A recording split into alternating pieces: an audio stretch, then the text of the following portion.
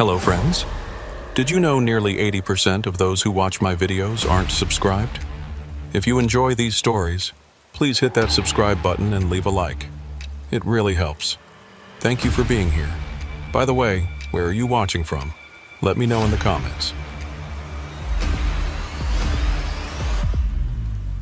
What you're about to hear happened to a trucker named Ronan Keltner during an ice storm that turned a routine delivery into something he still can't fully explain.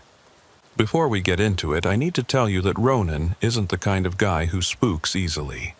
He'd been driving cross-country for almost 20 years, hauling everything from electronics to lumber across some of the most brutal winter conditions the northern states could throw at him.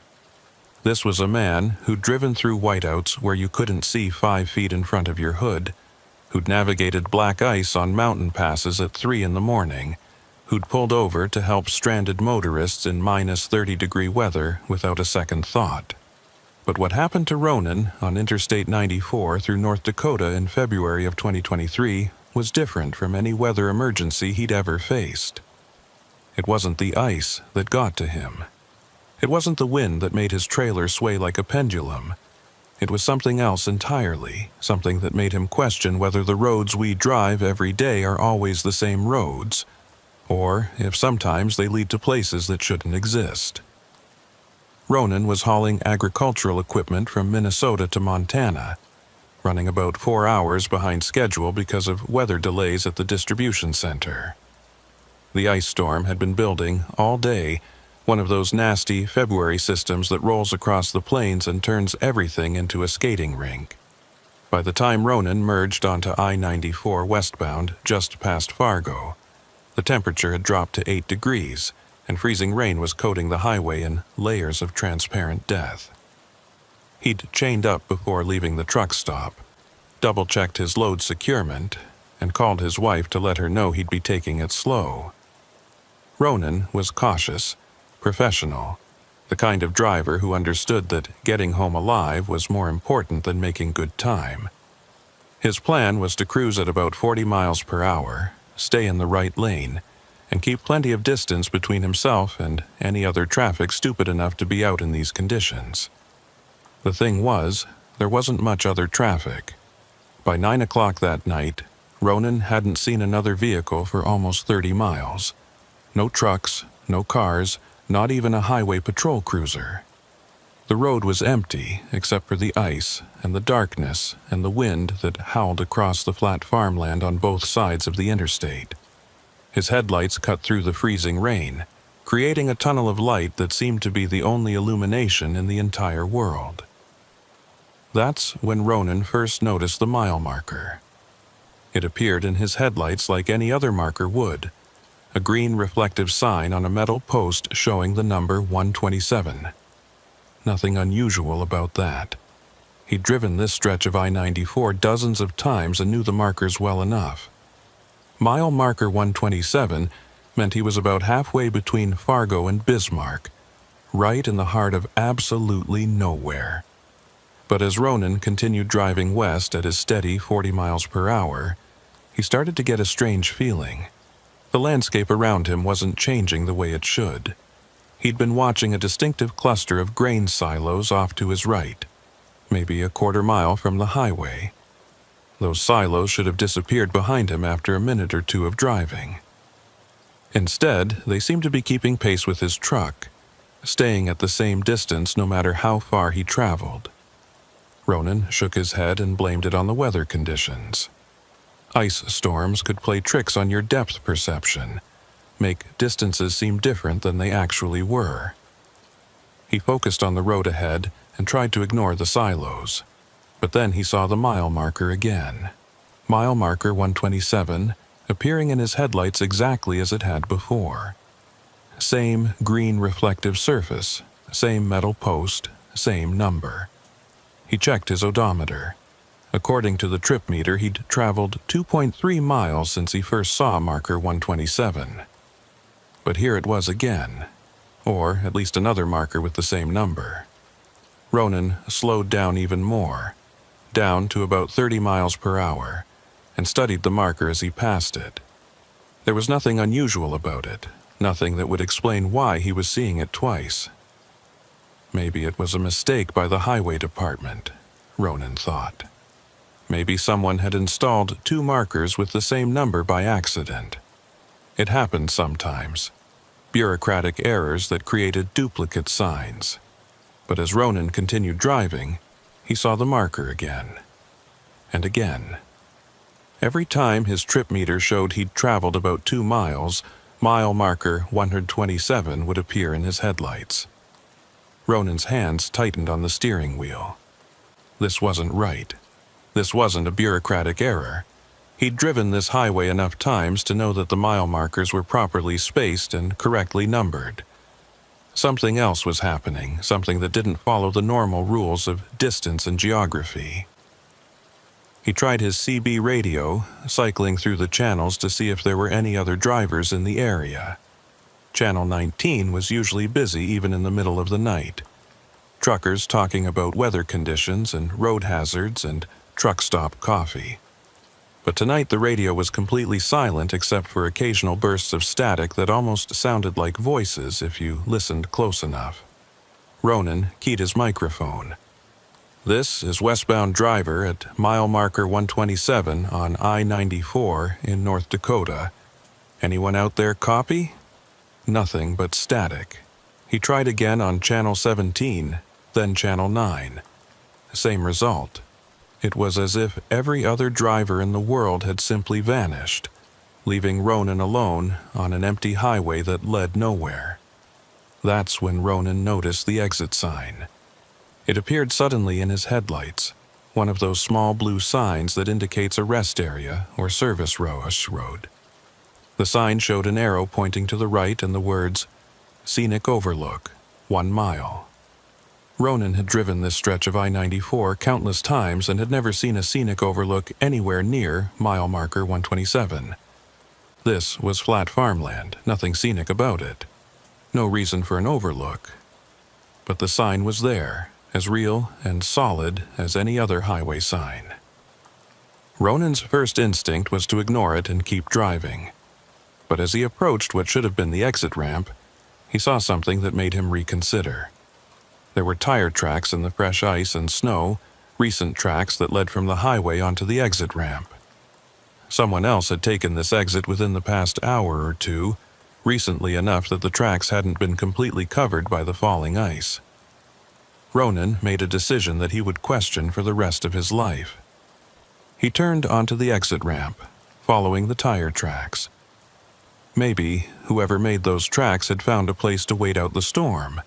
Maybe there was a rest area or a truck stop that Ronan had somehow forgotten about.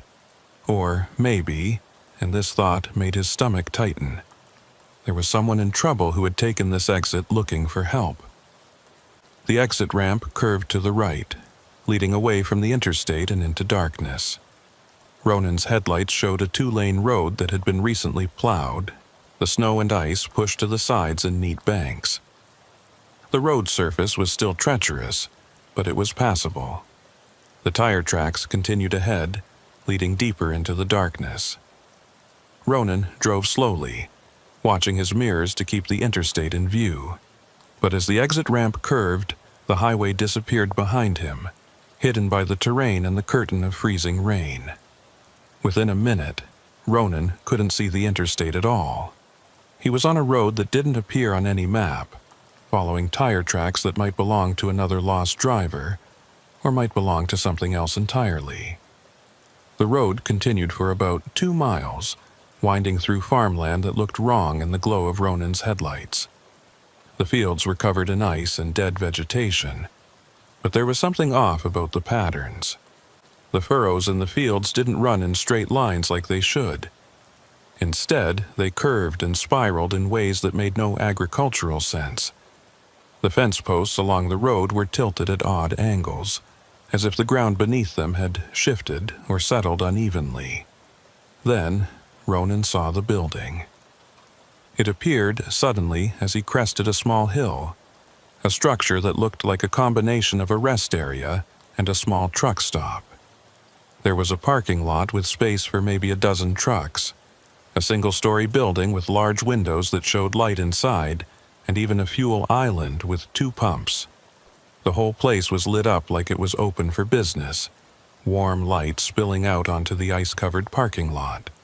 But something about it felt wrong from the moment Ronan saw it. The building looked old, not just weathered, but actually outdated. The architecture was wrong for a modern rest area, more like something from the 1970s or early 1980s. The fuel pumps were old too, the kind with mechanical number wheels instead of digital displays. And the trucks in the parking lot were all older models, the kind you didn't see much on the road anymore. Ronan had pulled into the parking lot slowly, his years of experience making him cautious. He counted 5 trucks parked in various spots, all of them covered in a thick layer of ice that suggested they'd been sitting there for a while. None of them had their running lights on, and Ronan couldn't see any movement inside the cabs. The trucks looked abandoned, but recent enough that they couldn't have been sitting there for more than a few hours. He parked his rig near the entrance to the building and sat for a moment, trying to decide what to do. Every instinct told him to turn around and find his way back to the interstate. But the storm was getting worse, the wind rocking his trailer despite the chains and the weight of his cargo. If this was a real rest area, it might be the smart play to wait out the worst of the storm before continuing. Ronan grabbed his flashlight and his CB radio handset, then climbed down from his cab. The cold hit him immediately. A brutal wind that carried needles of ice and cut through his heavy jacket like it wasn't there. He pulled his hood up and made his way toward the building, his boots crunching on the ice-covered asphalt. The front door was unlocked. Ronan pushed it open and stepped into warmth and light. The interior of the building looked like a time capsule from 30 or 40 years ago. There was a small convenience store section with wire rack shelves stocked with snacks and drinks, a coffee station with one of those old percolator machines, and a seating area with plastic chairs and tables that looked like they came from a 1980s cafeteria. But there was no one inside. No clerk behind the counter, no truckers drinking coffee in the seating area, no one at all.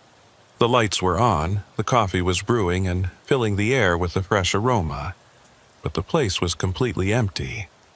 It was as if everyone had just stepped away for a moment and would be right back. Ronan called out, "Hello? Anyone here?" His voice echoed in the empty space, but there was no response.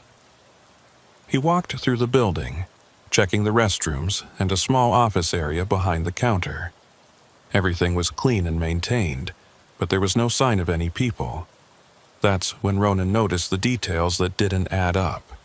The products on the shelves were all brands that still existed, but the packaging was old. The candy bars had wrapper designs that had been discontinued years ago. The sodas in the cooler were in bottles that hadn't been used since the 1990s. The magazines on a small rack near the counter had dates from February of 1987. Ronan picked up one of the magazines, a trucking industry publication. The cover showed a new model truck being introduced that year, a truck that Ronan remembered seeing on the roads when he first started driving. The magazine felt real, the pages crisp and the ink still bright. It wasn't some ancient artifact that had been sitting here for decades. It felt fresh, as if it had just been delivered. He set the magazine down and walked to the coffee station. The coffee in the pot was hot and fresh, steam rising from the surface. Ronan poured himself a cup and tasted it. It was good coffee, better than the usual truck stop swill. But the whole situation was so strange that even good coffee couldn't make him relax. Ronan decided to check on the other trucks in the parking lot. Maybe the drivers were sleeping in their cabs, waiting out the storm. He walked back outside into the brutal cold and made his way to the nearest truck, an older Peterbilt that looked like it had been built in the late 1980s. The cab was dark, but Ronan could see through the windows well enough to tell that it was empty. He checked the other trucks one by one. All of them were empty, all of them covered in ice, all of them sitting silent with their engines off. The cabs were locked, but Ronan could see enough through the windows to know that there were no drivers sleeping inside. The trucks had been abandoned, or their drivers had gone somewhere that Ronan couldn't find. As Ronan was checking the last truck, a Freightliner with Montana plates, he noticed something that made his blood run cold. There was a logbook lying on the dashboard, visible through the windshield. The logbook was open to a page dated February 14, 1987.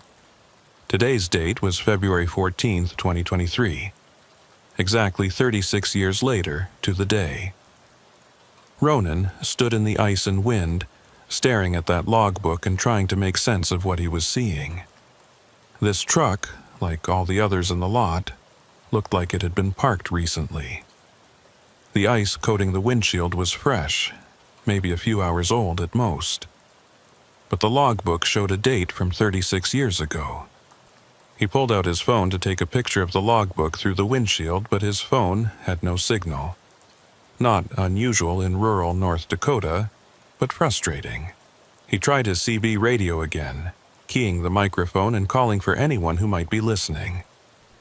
All he got was static, and underneath the static, something that might have been voices but was too distorted to understand. Ronan made his way back to his own truck, moving quickly through the cold. He climbed into his cab and locked the doors, then sat for a moment trying to warm up and think through his situation. He'd found a rest area that didn't appear on any map, filled with trucks that looked like they'd been parked recently but showed evidence of being from decades ago. The building was open and maintained but completely empty of people. The smart thing to do was leave immediately and find his way back to the interstate. But as Ronan started his engine and prepared to pull out of the parking lot, he realized he had a problem.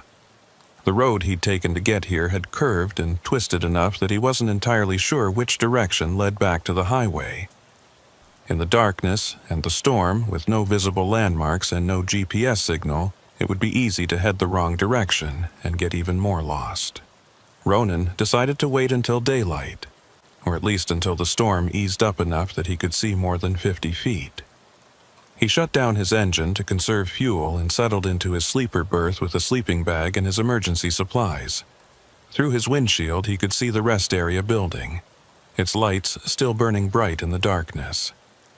As Ronan tried to rest, he became aware of sounds outside his truck. At first, he thought it was just the wind and the ice, the normal sounds of a winter storm. But as he listened more carefully, he realized the sounds were too regular, too purposeful. It sounded like footsteps, multiple sets of footsteps, crunching through the ice and snow around his truck. Ronan sat up and looked out his windows, but he couldn't see anyone. The parking lot was as empty as before, just his truck and the 5 abandoned vehicles. But the footsteps continued, circling his truck slowly. Sometimes they would stop at his door, and Ronan would hold his breath, waiting for a knock that never came. Then the footsteps would resume, moving around to the other side of his truck. This continued for what felt like hours. Ronan sat in his sleeper berth, listening to invisible footsteps circle his truck in the darkness. He kept his CB radio on, listening for any sign of other drivers, but all he heard was static and the occasional burst of what sounded like voices speaking in a language he couldn't identify. Around what Ronan estimated to be 4 in the morning, the footsteps stopped. The silence that followed was somehow worse than the sound of movement. Ronan waited, listening, but there was nothing except the wind and the creaking of ice-covered metal. That's when his CB radio crackled to life with a voice that was clear and distinct, cutting through the static like a knife. "Westbound driver in the lot, you shouldn't be here. This place isn't for the living. Get back to the highway while you still can." Ronan grabbed his microphone. "Who is this? Where are you?" But the radio had gone silent again, offering nothing but static in response. He tried several more times to raise whoever had spoken, but there was no answer. The voice had mentioned getting back to the highway, which suggested there was a way out of this place. Ronan decided he wasn't waiting for daylight. He fired up his engine, turned on all his lights, and pulled out of the parking lot. He chose the road that seemed most likely to lead back to the interstate, even though in the darkness and storm it was mostly guesswork. As Ronan drove away from the rest area, he looked in his mirrors and saw something that would haunt him. The building's lights were going out one by one, as if someone was walking through flipping switches. Within seconds, the entire place was dark. And in that moment, before the last light went out, Ronan thought he saw figures standing in the windows, dozens of them, all watching his truck drive away into the night. Ronan drove through the darkness with his hands gripping the steering wheel so tight his knuckles had gone white. The road ahead looked different now. Or maybe it had always looked this way and he just hadn't noticed in his eagerness to find shelter. The asphalt was cracked and weathered, with weeds growing through the gaps in a way that suggested years of neglect. The snowbanks on either side were higher than they should be, as if this road hadn't been plowed in a very long time despite the fresh plowing he'd seen when he first arrived. He checked his mirrors compulsively, watching for any sign of the rest area behind him. But the darkness had swallowed it completely. No lights, no building, nothing but the black void of a winter night on the plains. Ronan's speedometer showed he was doing about 35 miles per hour, a reasonable speed for the conditions. But something felt off about the way his truck was moving, as if the road beneath him wasn't quite solid, or the laws of physics weren't working the way they should. The road twisted more than Ronan remembered. When he'd driven in, it had been a fairly straight route with just a few gentle curves. Now, it seemed to wind back and forth like a snake, each turn revealing nothing but more darkness and more road ahead. Ronan's fuel gauge showed he'd burned about a quarter tank since leaving the rest area, which was impossible. He should have used maybe a gallon or two at most. After what felt like an hour of driving, Ronan still hadn't found the interstate. The road just kept going, leading him through a landscape that seemed to shift and change every time he looked at it. Sometimes the fields on either side appeared to be covered in fresh snow. Other times they looked like they'd been burned or poisoned, the ground black and dead beneath the ice. Ronan told himself it was just the storm playing tricks with his perception, but he knew better. Something was very wrong with this road. That's when Ronan's headlights caught something that made him hit the brakes hard enough to make his trailer slide slightly on the ice. There was a truck stopped in the middle of the road ahead, a big rig that looked like it had been there for a while. The truck was covered in ice, but underneath the coating Ronan could see it was an older Kenworth, probably from the mid-1980s based on the body style. Ronan pulled up behind the truck slowly, his hazard lights flashing.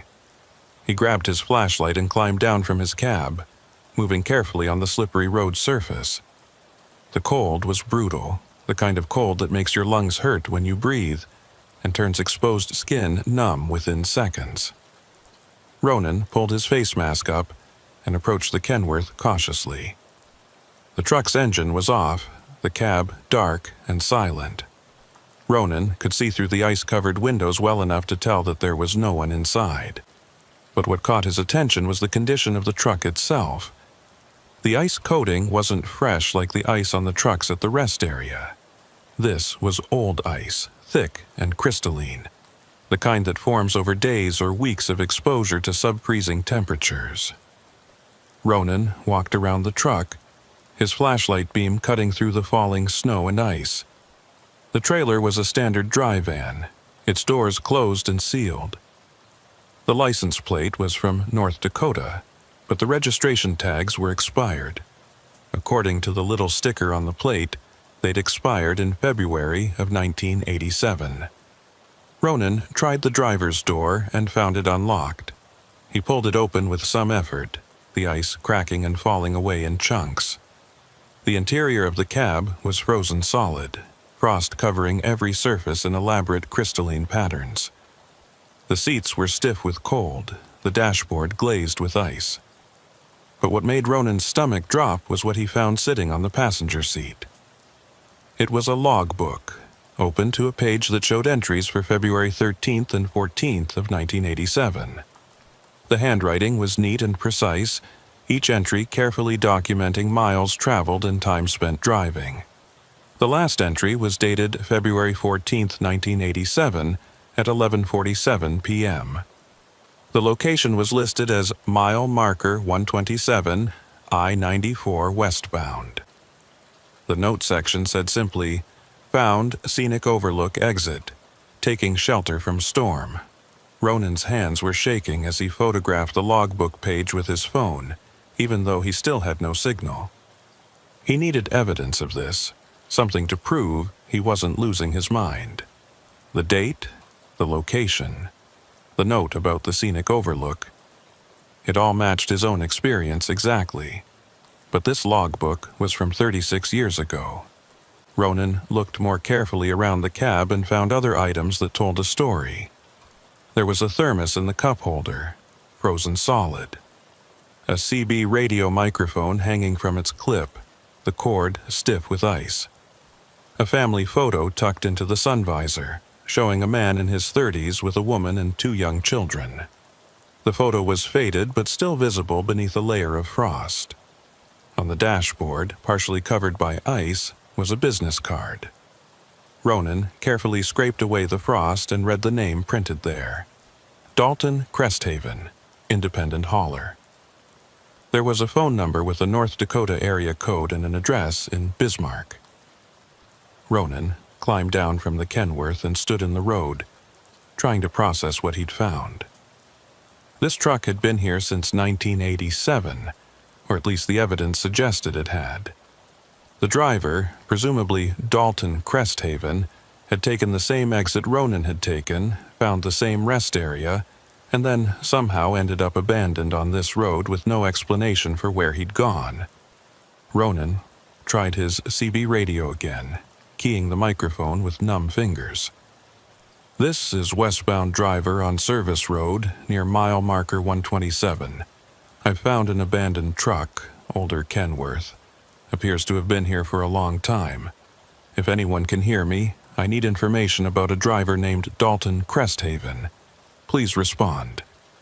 The static on the radio shifted and changed, and for a moment Ronan thought he heard voices. They were faint and distorted, like they were coming from very far away, or from a different time entirely. He strained to make out the words, but they were just beyond comprehension. Then suddenly a voice came through clearly. "Ronan Keltner." The voice knew his name. It was a woman's voice, professional and calm, with the slight accent of someone who'd grown up in the upper Midwest. "This is Highway Patrol Dispatch. We've been trying to reach you. What is your current location?" Ronan felt a surge of relief wash over him.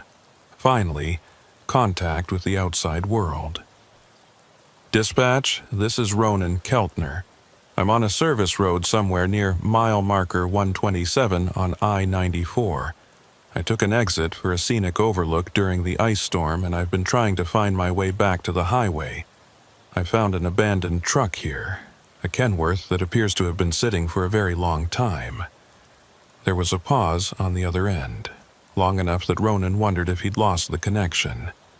Then the voice came back, and this time it sounded different somehow. Less certain, more careful. "Ronan, we don't show any service roads or scenic overlooks near mile marker 127.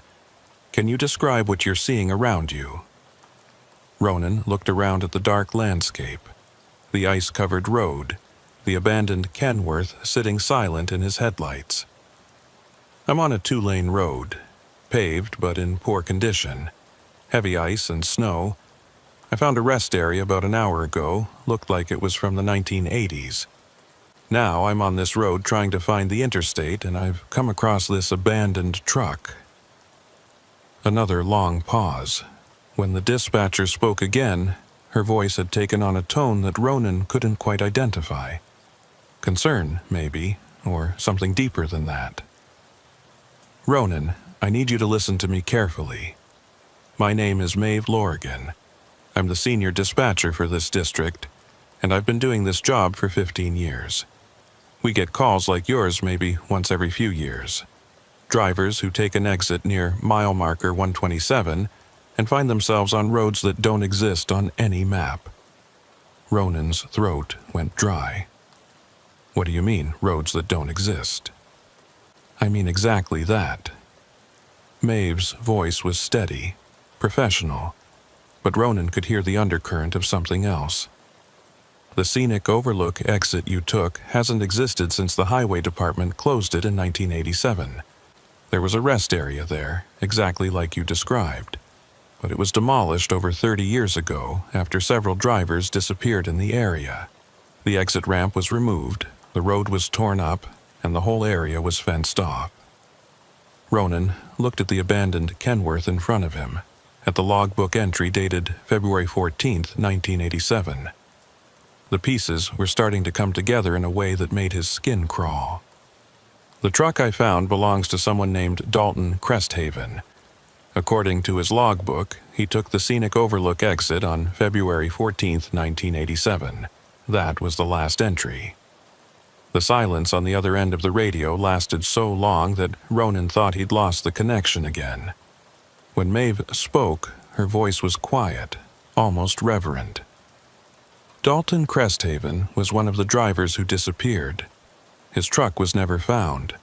The investigation concluded that he'd probably gone off the road during the ice storm and ended up in a location where the wreckage couldn't be seen from the highway. But they searched for weeks and never found anything. Ronan felt the cold seeping deeper into his bones, and it had nothing to do with the temperature outside his truck. Maeve, I'm looking at his truck right now. I'm looking at his logbook. He's not here, but the truck is. And I need to know how to get out of here before whatever happened to him happens to me. Listen to me very carefully, Ronan. Maeve's voice had taken on an urgency that cut through the static and the wind. Every driver who's called in from that area has described the same things you're seeing. The rest area that shouldn't exist. The abandoned trucks. The roads that lead nowhere. Most of them find their way back to the interstate eventually. But not all of them. And the ones who don't come back, we never find their trucks either. So, what do I do? Ronan heard the edge of panic in his own voice and fought to control it. Panic got you killed on the road. Staying calm, thinking clearly, that's what kept you alive. The drivers who made it back all said the same thing. Maeve's words came slowly, as if she was choosing them very carefully. They stopped trying to find the interstate, and instead followed the road wherever it led. Eventually, they found their way back. It's like the road wants you to complete a journey before it lets you leave. I know that sounds crazy, but it's the only consistent pattern we've found. Ronan looked at the road stretching ahead into darkness, then back at Dalton Cresthaven's frozen truck. And what about the drivers who didn't make it back? What happened to them? We don't know. Maeve's voice was heavy with something that sounded like guilt or grief. The official reports say they probably crashed somewhere remote, and the wreckage was never found. But off the record, between you and me, I think they're still out there. Still driving on roads that don't exist, trying to find their way home. Ronan closed his eyes for a moment, fighting back the fear that threatened to overwhelm him. When he opened them again, he'd made a decision. Okay, I'm going to keep driving forward. If this road wants me to complete a journey, I'll complete it. But Maeve, I need you to stay on this channel. I need to know someone out there knows where I am, even if it's a place that shouldn't exist. I'll be here, Ronan. I'm not going anywhere. There was a warmth in Maeve's voice that gave Ronan a small measure of comfort. And Ronan, every driver who's made it back said the same thing. Don't stop. Don't leave your truck. And whatever you see or hear out there, remember that it's not real. It's just the road playing tricks. Ronan wanted to ask what kind of tricks she meant, but he wasn't sure he wanted to know the answer. Instead, he climbed back into his cab, fired up his engine, and started driving again. He maneuvered carefully around Dalton Cresthaven's Kenworth, noting as he passed that his own tire tracks were the only fresh marks on the road. No one else had driven this route in a very long time. The road continued to wind through the darkness, and Ronan followed it with grim determination. His fuel gauge was dropping faster than it should, showing he was down to half a tank despite the relatively short distance he'd traveled. Ronan made a mental note to watch his fuel carefully. Running out of gas on this phantom road would be a death sentence. As he drove, Ronan started noticing other things wrong with the landscape around him. The fence posts along the roadside weren't just tilted. They were bent at angles that suggested enormous force had pushed them over. Some of them had been driven into the ground upside down, the pointed tops buried in the frozen earth while the bases stuck up in the air. Trees in the distance seemed to move when he wasn't looking directly at them, their positions shifting slightly each time he glanced their way.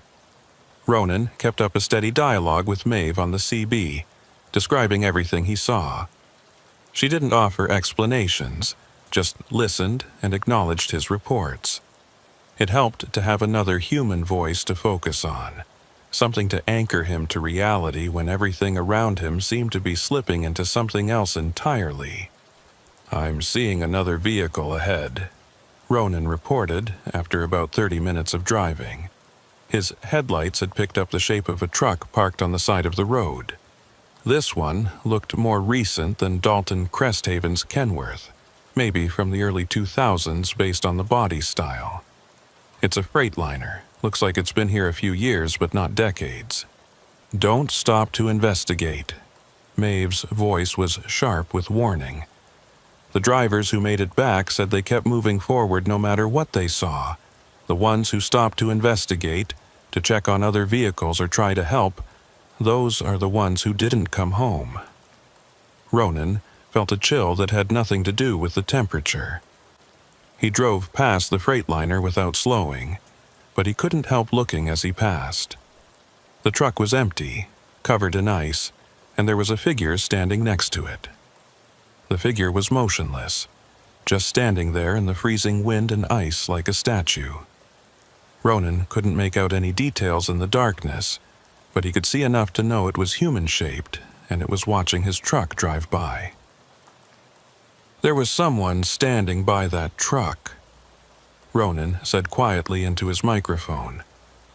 His voice sounded strange to his own ears, tight with fear he was trying to control. "I know." Maeve's response was immediate. "They're not real, Ronan. They're just part of the road. Part of whatever this place is. Keep driving."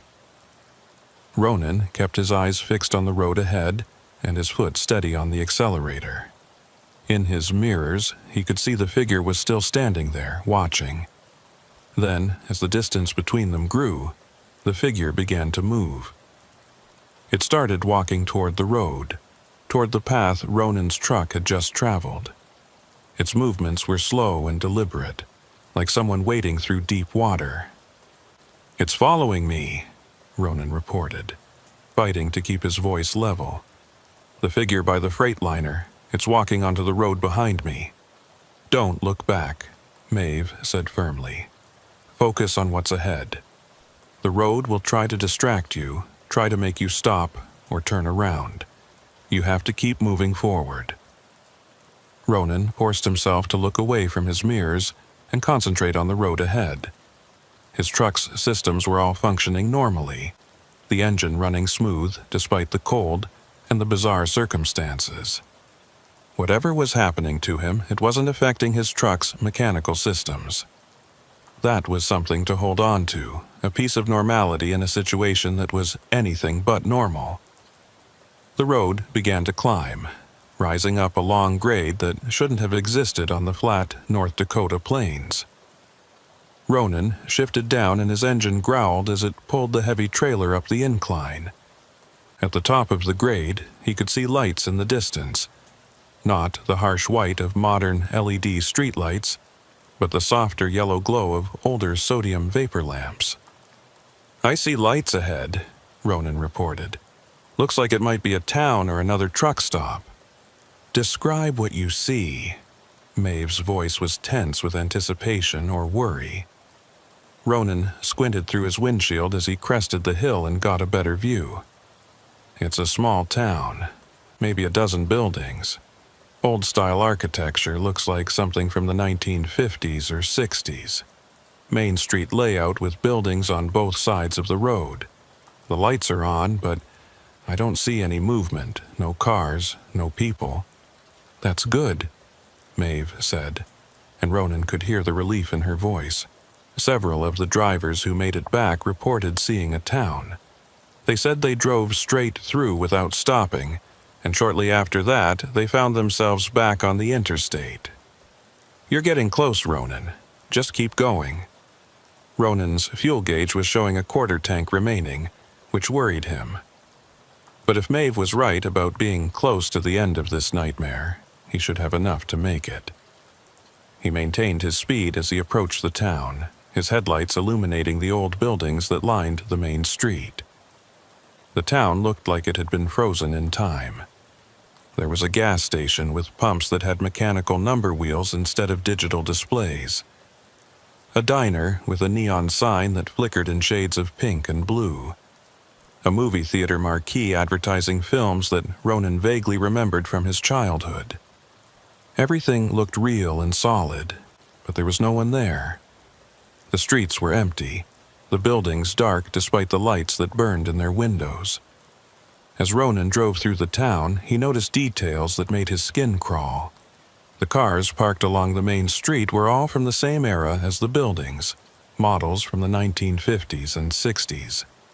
But they were covered in ice and snow, abandoned just like the trucks he'd seen on the road.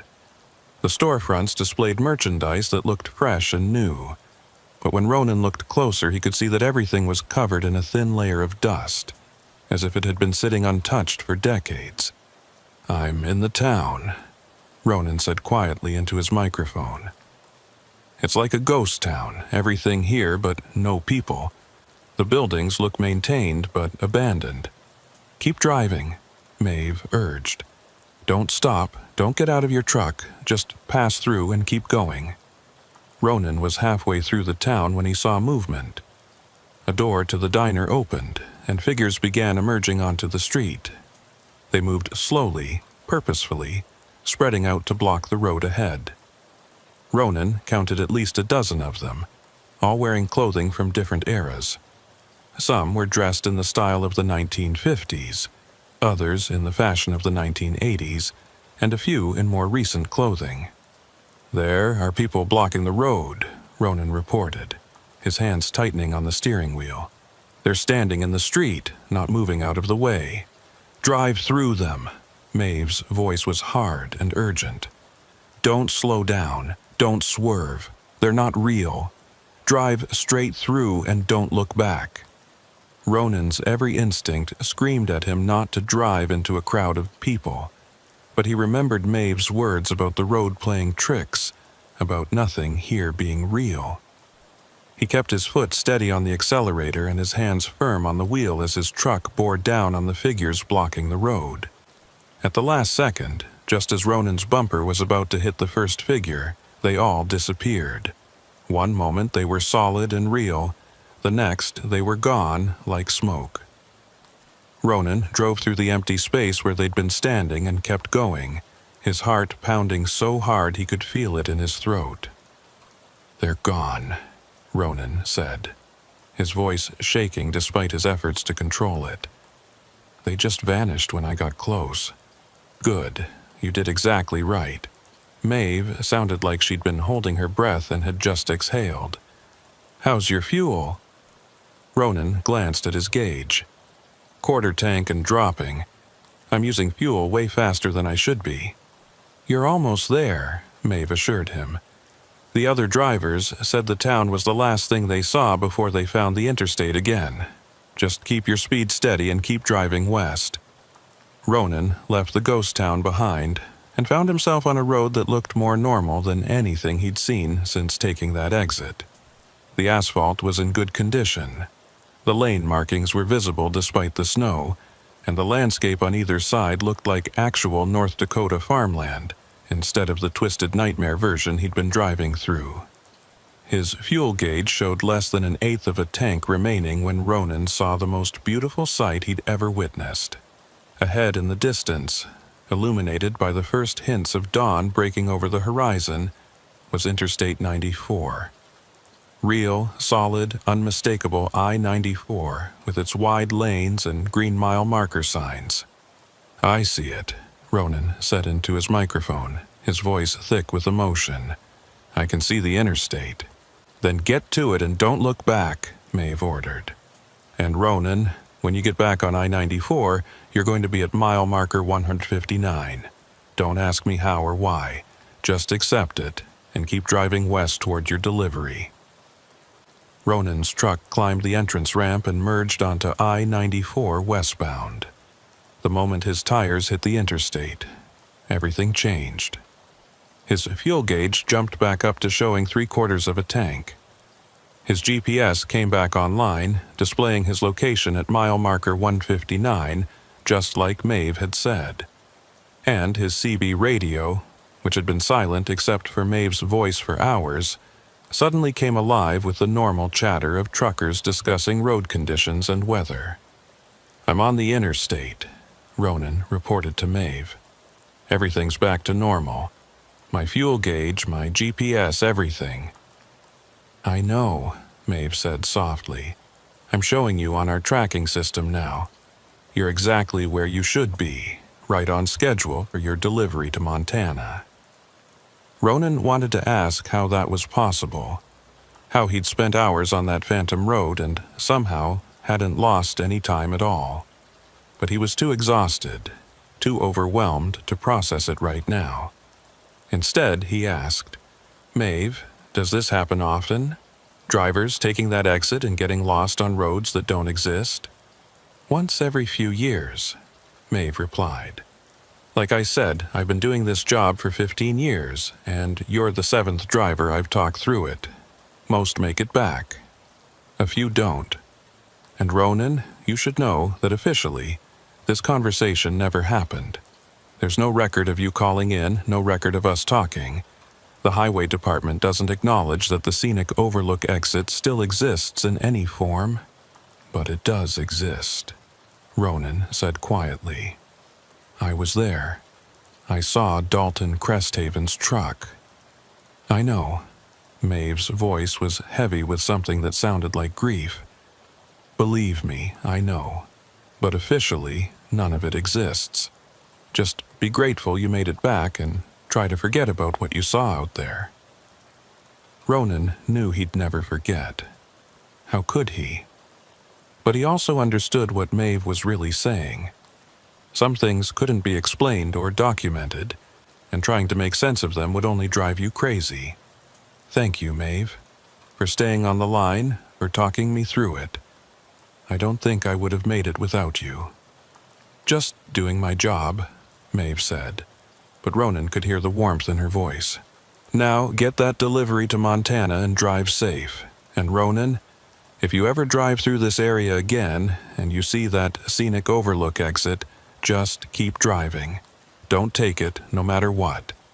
Don't worry," Ronan said with absolute certainty. "I learned my lesson."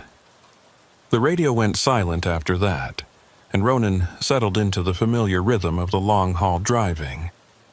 The sun was coming up over the plains, painting the ice-covered landscape in shades of gold and pink. The storm had passed, leaving behind a world that looked clean and new and, most importantly, real. Ronan made it to Montana and completed his delivery without incident. The customer was happy with the on-time arrival. His dispatcher was pleased with his performance, and on paper everything looked exactly as it should. But Ronan couldn't shake the feeling that something fundamental had changed during those hours on the Phantom Road. He felt different somehow, like he'd crossed a threshold that couldn't be uncrossed.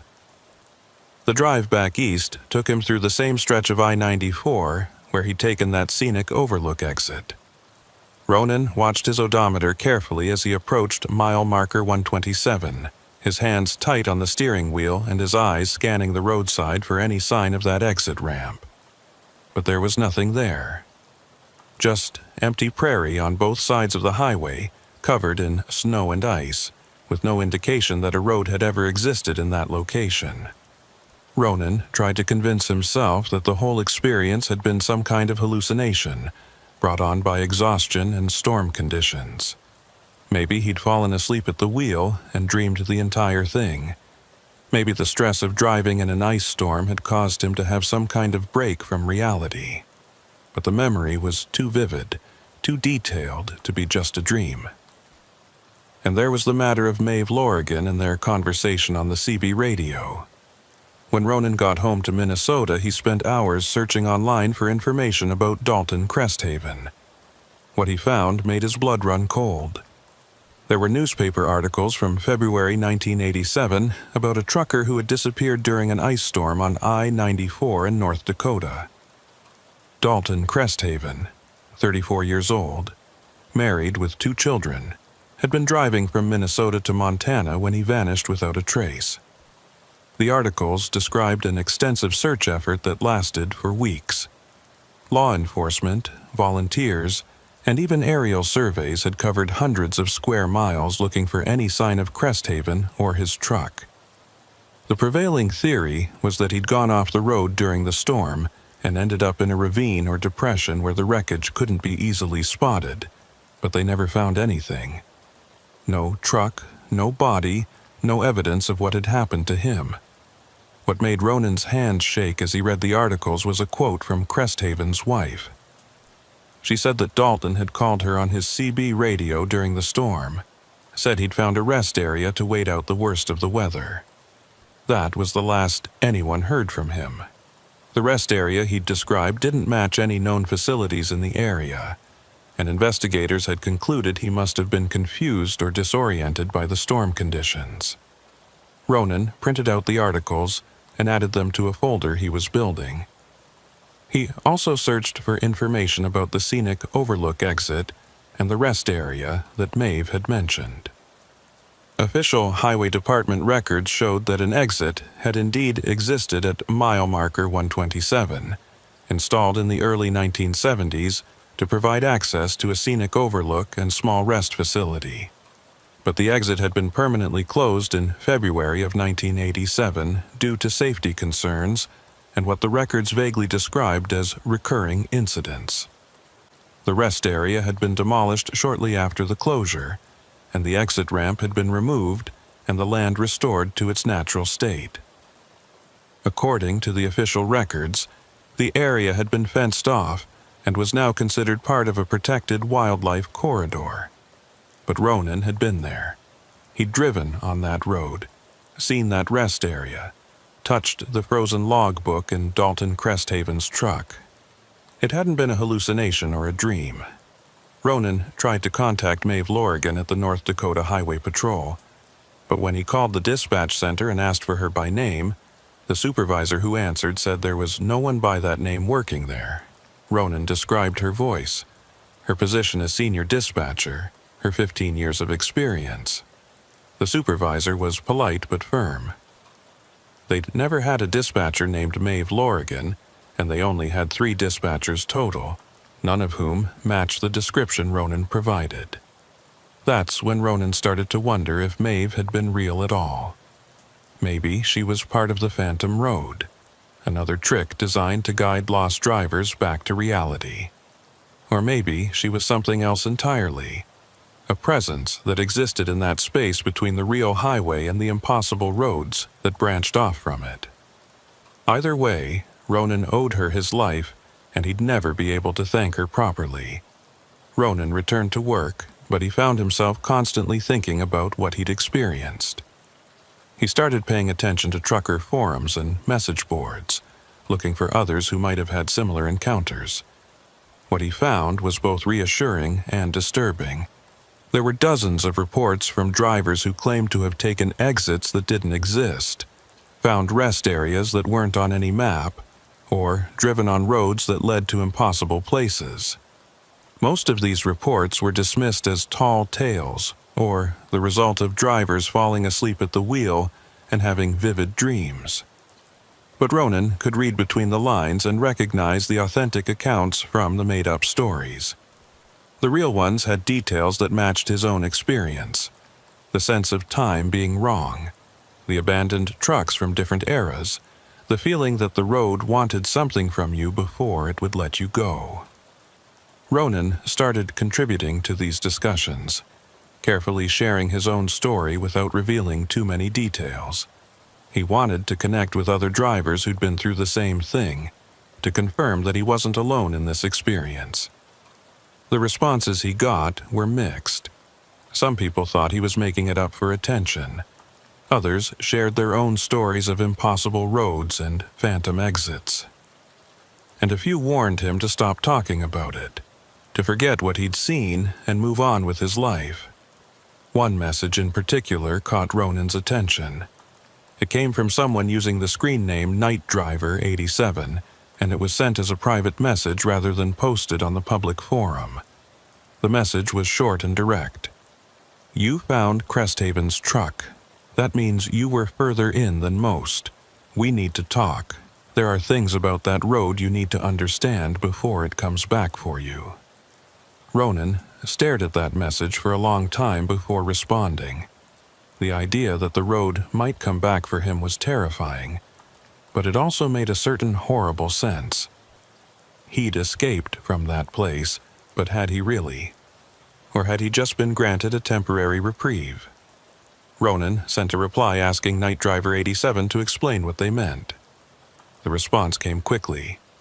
Night Driver 87 wanted to meet in person at a truck stop in Fargo, North Dakota. The meeting would have to be face-to-face because, as Night Driver 87 put it, some things can't be discussed electronically. Ronan agreed to the meeting, driven by a need to understand what had happened to him and what might still be coming. 2 weeks after his experience on the Phantom Road, Ronan found himself sitting in a booth at a truck stop restaurant in Fargo, nursing a cup of coffee and watching the door. Night Driver had said he'd be there at 7 in the evening, and Ronan had arrived 15 minutes early.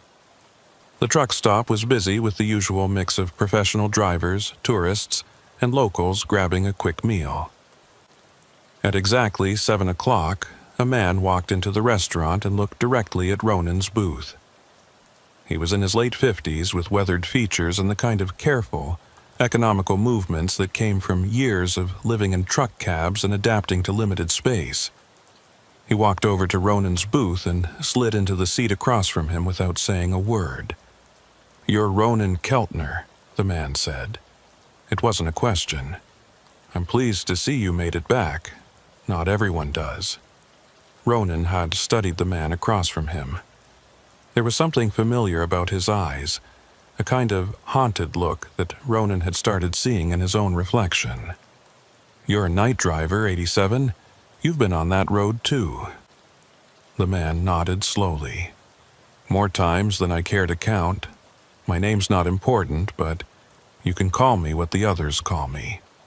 I'm a guide, someone who helps drivers understand what they've experienced and how to protect themselves from going back." Going back? Ronan felt a chill run down his spine. "You mean it could happen again?" The guide leaned forward, his voice dropping to just above a whisper. "The Phantom Road doesn't just exist in one place, Ronan. It's like a network, a spiderweb of impossible routes that connect to the real highway system at certain points. Mile marker 127 on I-94 is one of those connection points. There are dozens of others scattered across the country, maybe hundreds. And once you've been on the Phantom Road, it's easier for you to slip back onto it again." Ronan's coffee had gone cold in his cup, but he didn't notice. "How do I prevent that from happening?" "You pay attention." The guide pulled out a small notebook and slid it across the table. "This contains a list of known connection points. Places where the Phantom Road intersects with real highways. You avoid these areas, especially during bad weather or at night. You watch for the signs, exits that don't feel right, Rest areas that seem off somehow. Mile markers that repeat. Ronan opened the notebook and found pages filled with handwritten notes. Highway numbers, mile markers, exit descriptions, all documented in careful detail. There were dozens of locations listed, spread across multiple states. How did you compile all this? From drivers like you? The guide's expression was grim. Drivers who made it back and were willing to share their experiences. Every entry in that book represents someone who survived an encounter with the Phantom Road. But for every survivor, there are probably 2 or 3 drivers who didn't make it back. Drivers like Dalton Cresthaven. I found his truck, Ronan said quietly. I saw his logbook, his last entry. He took the same exit I did. The guide nodded. Cresthaven was one of the early ones before we understood what was happening. Back in the 80s, drivers who took those exits and didn't come back were just listed as missing, presumed dead in weather-related accidents. It wasn't until the late 90s that some of us started to notice the pattern. The connection points, the phantom roads, the trucks that disappeared without a trace. What is it? Ronan asked. What is that place? Is it supernatural, some kind of alternate dimension, what? The guide was quiet for a long moment, choosing his words carefully. We don't know for sure. Some think it's a place where time works differently, where past and present exist simultaneously. Others think it's some kind of trap, a supernatural phenomenon that feeds on lost travelers. I've heard theories involving government experiments, natural anomalies, even alien technology. The truth is, we don't understand it. We just know it exists and that it's dangerous. Ronan thought about the ghost town he'd driven through, the figures that had blocked the road and then vanished. The things I saw there, were they real? The people, the abandoned trucks, all of it? That depends on what you mean by real. The guide leaned back in his booth. They exist in that space, in that moment. But are they independent entities with their own consciousness? Or are they just echoes and shadows created by the road itself? We don't know. What we do know is that interacting with them can be dangerous. Stopping to help, getting out of your truck to investigate, that's when drivers tend not to come back. Maeve told me the same thing, Ronan said. The dispatcher who talked me through it. She said to keep driving, don't stop, don't leave the truck. The guide's eyes widened slightly. Maeve Lorigan? You talked to her? You know her, I know of her. The guide's voice had taken on a note of respect, tinged with something else. Maeve Lorigan was a highway patrol dispatcher in North Dakota. She worked that position from 1971 until 1986. She was known for being one of the best, someone who could talk drivers through any emergency with calm professionalism. But in February of 1987, during the same ice storm that claimed Dalton Cresthaven, Maeve disappeared. Ronan felt the floor drop out from under him. What do you mean, disappeared? She was working her shift at the dispatch center when she took a call from a driver who'd gotten lost near mile marker 127. She stayed on the radio with him for hours, trying to guide him back to the interstate. But something went wrong. The other dispatchers said they could hear her talking, could hear the stress in her voice, but they couldn't make out what she was saying. Then, right in the middle of her shift, Maeve simply stood up and walked out of the dispatch center. She got in her car and drove west on I-94.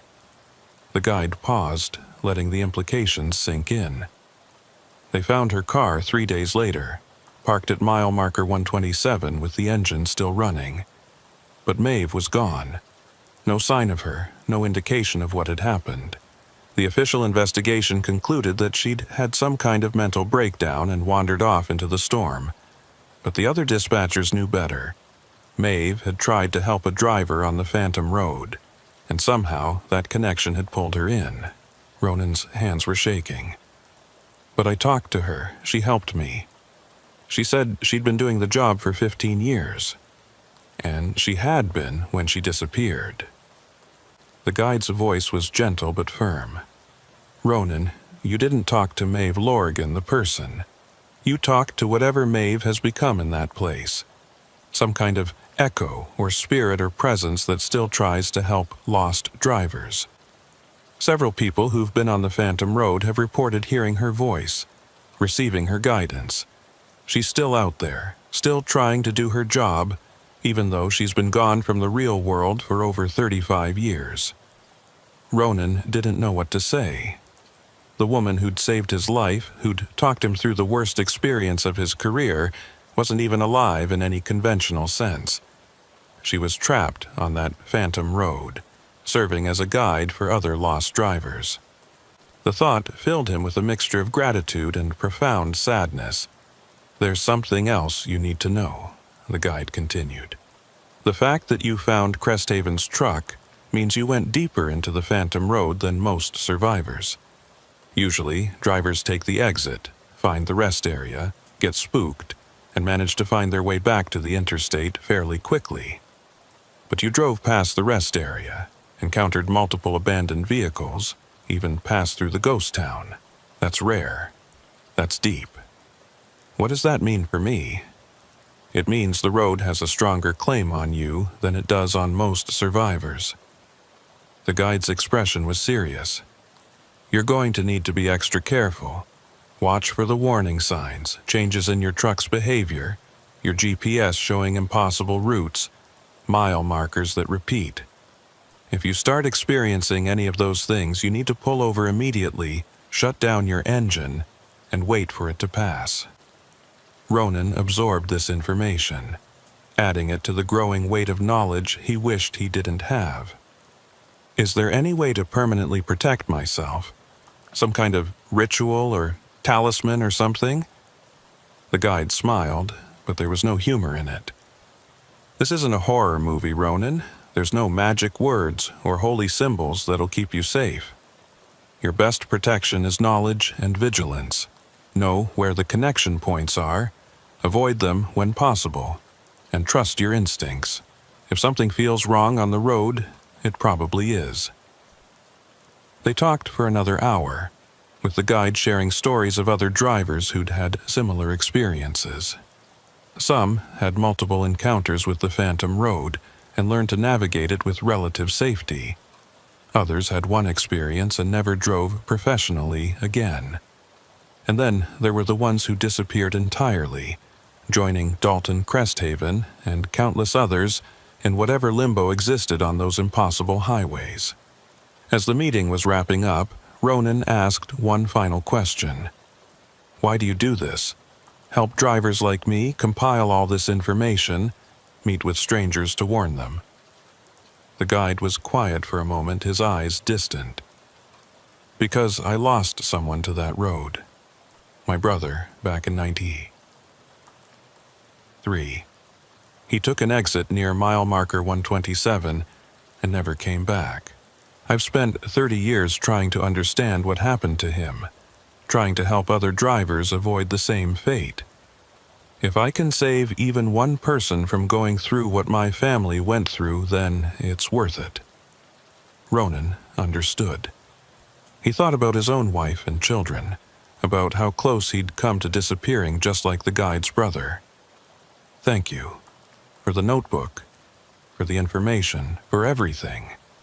Just stay safe out there. The guide stood up and offered his hand. Ronan shook it, feeling the calluses and strength of someone who'd spent a lifetime on the road. And Ronan, if you ever encounter another driver who's been on the Phantom Road, help them the way I'm helping you. Pass the knowledge along. It's the only way we can fight back against whatever that place is. After the guide left, Ronan sat in the booth for a long time, studying the notebook he'd been given. Each entry represented a story, a driver who'd brushed up against something impossible and lived to tell about it. Ronan wondered how many of these survivors had changed careers, How many still drove but carried the weight of their experience with them every day? Ronan made a decision that night. He would continue driving, but he would be more careful, more aware. He would avoid the connection points listed in the guide's notebook, and if he encountered another driver who'd had a similar experience, he would offer the same help and understanding that had been given to him. But more than that, Ronan decided he would document his own experience in detail. He spent the next several weeks writing down everything he could remember about his time on the Phantom Road. Every detail, every sensation, every moment of fear and confusion. He recorded the exact location of the exit, the layout of the rest area, the appearance of Dalton Cresthaven's truck, and the conversation with Maeve Lorigan. Ronan created his own copy of the guide's notebook and started adding to it. He joined multiple trucker forums under different screen names and carefully monitored discussions for any mention of strange roads or impossible exits. When he found accounts that seemed genuine, he reached out to the drivers and shared his own story. Some responded with relief, grateful to find someone who believed them. Others never replied, perhaps deciding it was safer to forget than to remember. 3 months after his experience, Ronan was driving through North Dakota again on a different route.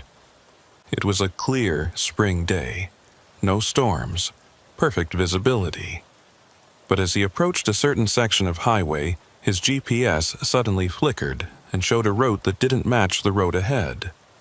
The suggested detour would take him off the interstate onto a county road that his maps showed as being closed for construction. Ronan felt his heart rate spike.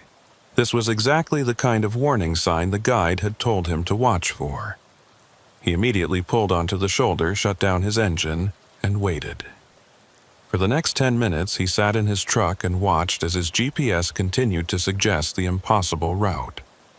Then, as suddenly as it had started, the glitch cleared and his GPS showed the correct road ahead. Ronan sat there for another 5 minutes, making sure the anomaly was truly gone.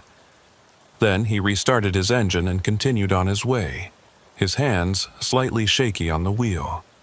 The Phantom Road had tried to call him back, but he'd recognized the signs and resisted. It was a small victory, but an important one. That incident convinced Ronan that the guide had been right. The road did have a stronger claim on him now. He would need to be vigilant for the rest of his driving career, always watching for the signs that reality was starting to slip. It was an exhausting way to live, but it was better than the alternative. Ronan also started noticing other trucks on the highway that seemed wrong somehow. Older models that were too well maintained for their age. Drivers who sat perfectly still in their cabs as if they weren't really driving. Mile markers that appeared twice when he wasn't paying close attention. He couldn't be sure if these were genuine anomalies or just his heightened awareness making him see patterns where none existed. But Ronan had learned one crucial lesson from his experience. Trust your instincts. If something felt wrong, even if you couldn't explain why, it was better to be cautious than to ignore that inner warning. The Phantom Road was always out there, always waiting for drivers who weren't paying attention or who thought they were immune to its pull. Late one night, Ronan was parked at a rest area in Montana, taking his mandatory rest break. He was sitting in his cab, reading through the guide's notebook for what must have been the 100th time when his CB radio crackled to life. The voice that came through was familiar, warm and professional with that slight Midwest accent. "Ronan Keltner, this is Maeve Lorigan. I just wanted to check in. Make sure you're doing all right out there." Ronan grabbed his microphone, his heart pounding. "Maeve, is that really you?" "It's really me, or at least the part of me that still exists in this form." Her voice was tinged with something that sounded like sadness. "I heard you've been talking to the guide, learning about what happened to me. I wanted you to know that I don't regret what I did. Helping drivers like you, that's still my purpose, even if I can't do it the way I used to. "I'm sorry," Ronan said, not sure what else to say. "I'm sorry you got pulled into that place." "Don't be." Maeve's voice was firm but kind. "I made my choice. That driver I was trying to help back in 1987, he didn't make it. But I've helped dozens of others since then, including you. That has to count for something." "It does," Ronan assured her. "It counts for everything. You saved my life. And you honored that by learning to protect yourself and helping others." There was approval in Maeve's voice. "That's all any of us can do, really. Pass along the knowledge, help the next driver, keep as many people safe as we can." Ronan wanted to ask so many questions. What was it like existing on the Phantom Road? Could she ever escape? Did she have any awareness of the real world she'd left behind? But before he could formulate the words, Maeve spoke again. "I can't talk long. Maintaining this connection to the real world takes energy I don't have much of. But I wanted you to know that you're doing good work, Ronan. Keep watching out for the signs, keep helping other drivers, and stay safe out there. The road is always hungry, but knowledge and vigilance can keep you off its menu." "Thank you, Maeve, for everything." "You're welcome. And Ronan? The next time you're near mile marker 127, drive past it without looking. Don't give that place any of your attention or energy. That's the best way to keep it from pulling you back." The radio went silent after that, leaving Ronan alone with his thoughts in the darkness of the rest area. He sat there for a long time, processing the conversation and everything it implied. Maeve was still out there, still helping, still fighting against the Phantom Road in her own way. It was both comforting and deeply sad. Ronan's life settled into a new kind of normal over the following year. He continued driving professionally, hauling freight across the northern states and carefully avoiding the connection points listed in the guide's notebook. He became meticulous about route planning, always choosing highways that would keep him far from mile marker 127 and the other dangerous locations scattered across the map. But the Phantom Road was never far from his thoughts. Ronan found himself becoming the guide for other drivers who'd had similar experiences. His screen name, Night Driver 23, became known in certain circles as someone who could be trusted with impossible stories. Someone who wouldn't dismiss claims of phantom exits and roads that led to nowhere. Ronan received messages from truckers all over the country, some sharing experiences that matched his own so closely it was eerie. Others described variations, different manifestations of whatever force created the phantom roads. A driver in Oregon who'd encountered a truck stop that served food from the 1950s and wouldn't let him pay with modern currency. A woman in Texas who'd found herself driving the same 10-mile stretch of highway for 6 hours straight, unable to escape the loop until dawn broke. Each story added to Ronan's understanding, but also deepened the mystery. The Phantom Road wasn't just one anomaly in North Dakota. It was a network, a web of impossible spaces that touched the real world at specific points. And the more Ronan learned, the more he realized how little anyone truly understood about what was happening. 6 months after his conversation with Maeve at the Montana rest area, Ronan was assigned a delivery that made his stomach drop when he saw the road. The shipment was agricultural equipment going from Minnesota to eastern Montana, and the most efficient route would take him right past mile marker 127 on I-94. His dispatcher had already filed the route plan, and changing it would raise questions Ronan didn't want to answer. Ronan considered turning down the job, but he'd built a reputation for reliability, and he didn't want to damage that over what would seem like irrational superstition. He decided he would take the route, but be extra vigilant when passing through that section of North Dakota. He would drive straight through without stopping, keep his eyes on the road ahead, and not give the Phantom Road any opportunity to pull him in. The day of the delivery started normally enough. Clear weather, light traffic, good road conditions.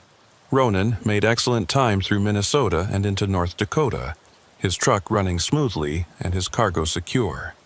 But as he approached the section of highway near mile marker 127, Ronan felt his anxiety building. His hands were sweating on the steering wheel, and he found himself checking his mirrors compulsively. Mile marker 125 passed on his right, then 126. Ronan's heart was pounding now, his breath coming faster. He told himself it would be fine, that he just needed to drive past and keep going. The phantom road only appeared to those who took the exit, who went looking for it. As long as he stayed on the interstate, he would be safe. Mile marker 127 appeared ahead, and Ronan forced himself to look straight ahead, not at the roadside where the scenic overlook exit had once existed. He maintained his speed at exactly 65 miles per hour, his truck's cruise control locked in. The mile marker passed on his right, just a green sign like any other. Nothing unusual, nothing wrong. But as Ronan checked his rearview mirror, he saw something that made his blood turn to ice.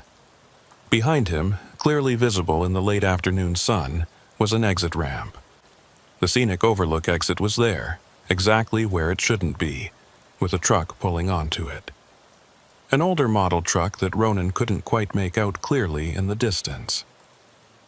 Ronan's first instinct was to pull over and warn the driver on his CB, but he remembered Maeve's words about not giving the phantom road any attention or energy.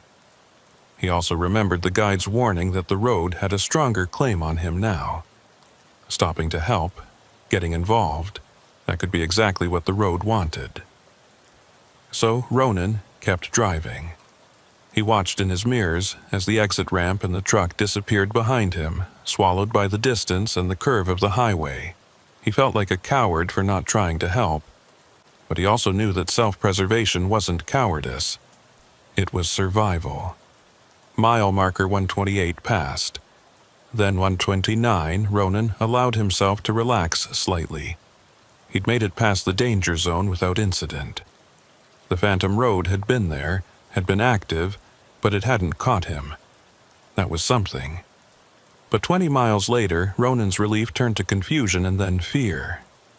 His GPS showed him approaching mile marker 150, but the marker that appeared on the roadside read 127. Ronan's stomach dropped. He checked his odometer, his GPS, his position on the map. Everything showed he should be 20 miles past that marker. But there it was again, the green reflective sign showing the number that had become a source of nightmares. Ronan's mind raced through the possibilities. Had he somehow turned around without realizing it? Was his GPS malfunctioning?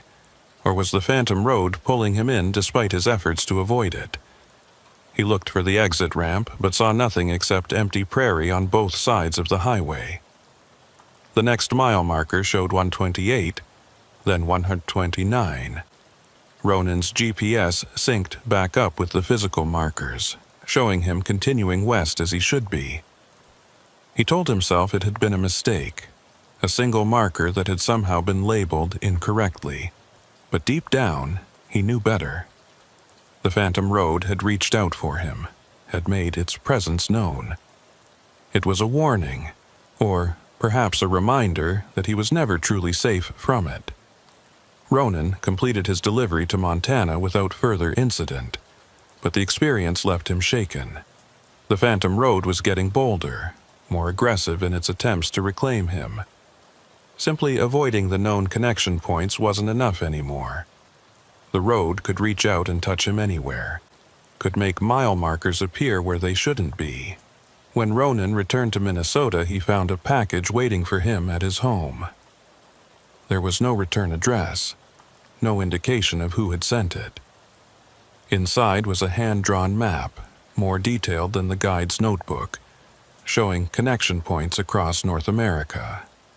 There were hundreds of them, far more than Ronan had suspected, and someone had circled several locations in red ink, with a note that read, These are becoming active.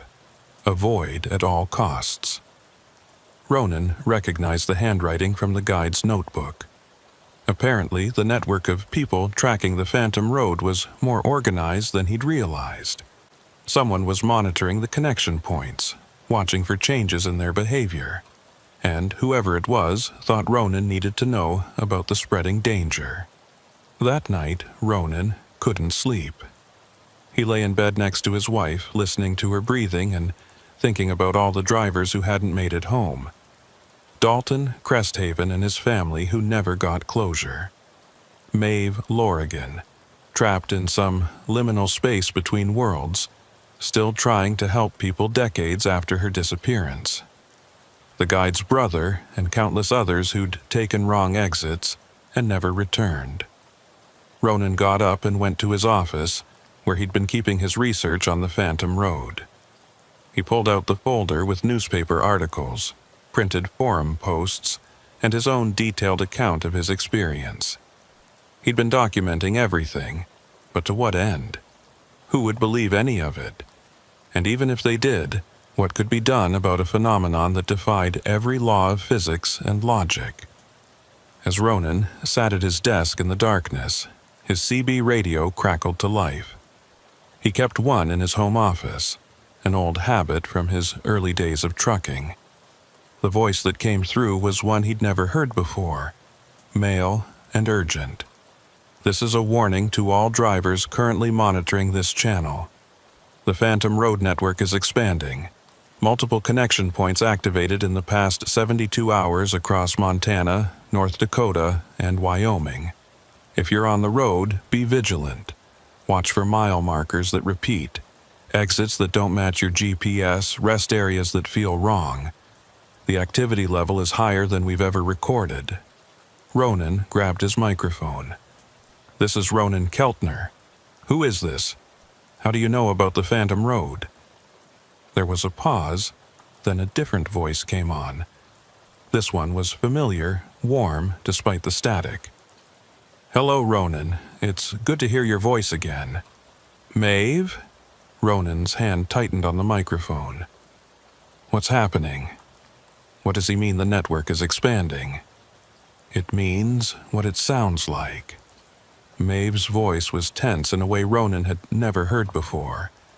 The Phantom Road has always been there, touching our world at specific points. But something's changed. New connection points are opening up, and the existing ones are becoming more aggressive about pulling in drivers. We don't know why, but the activity is accelerating.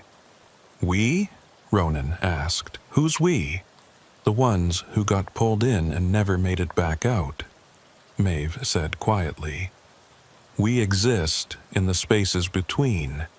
We can see things that those in the real world can't, and what we're seeing right now is concerning. The boundary between the Phantom Road and the real highway system is getting thinner. Another voice joined the conversation, older and gravelly. Ronan Keltner, this is Dalton Cresthaven. I've heard about you from Maeve. You found my truck. Ronan has felt dizzy, his sense of reality tilting.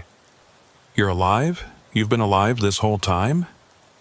Alive isn't quite the right word, Cresthaven replied. We exist, but not the way we used to.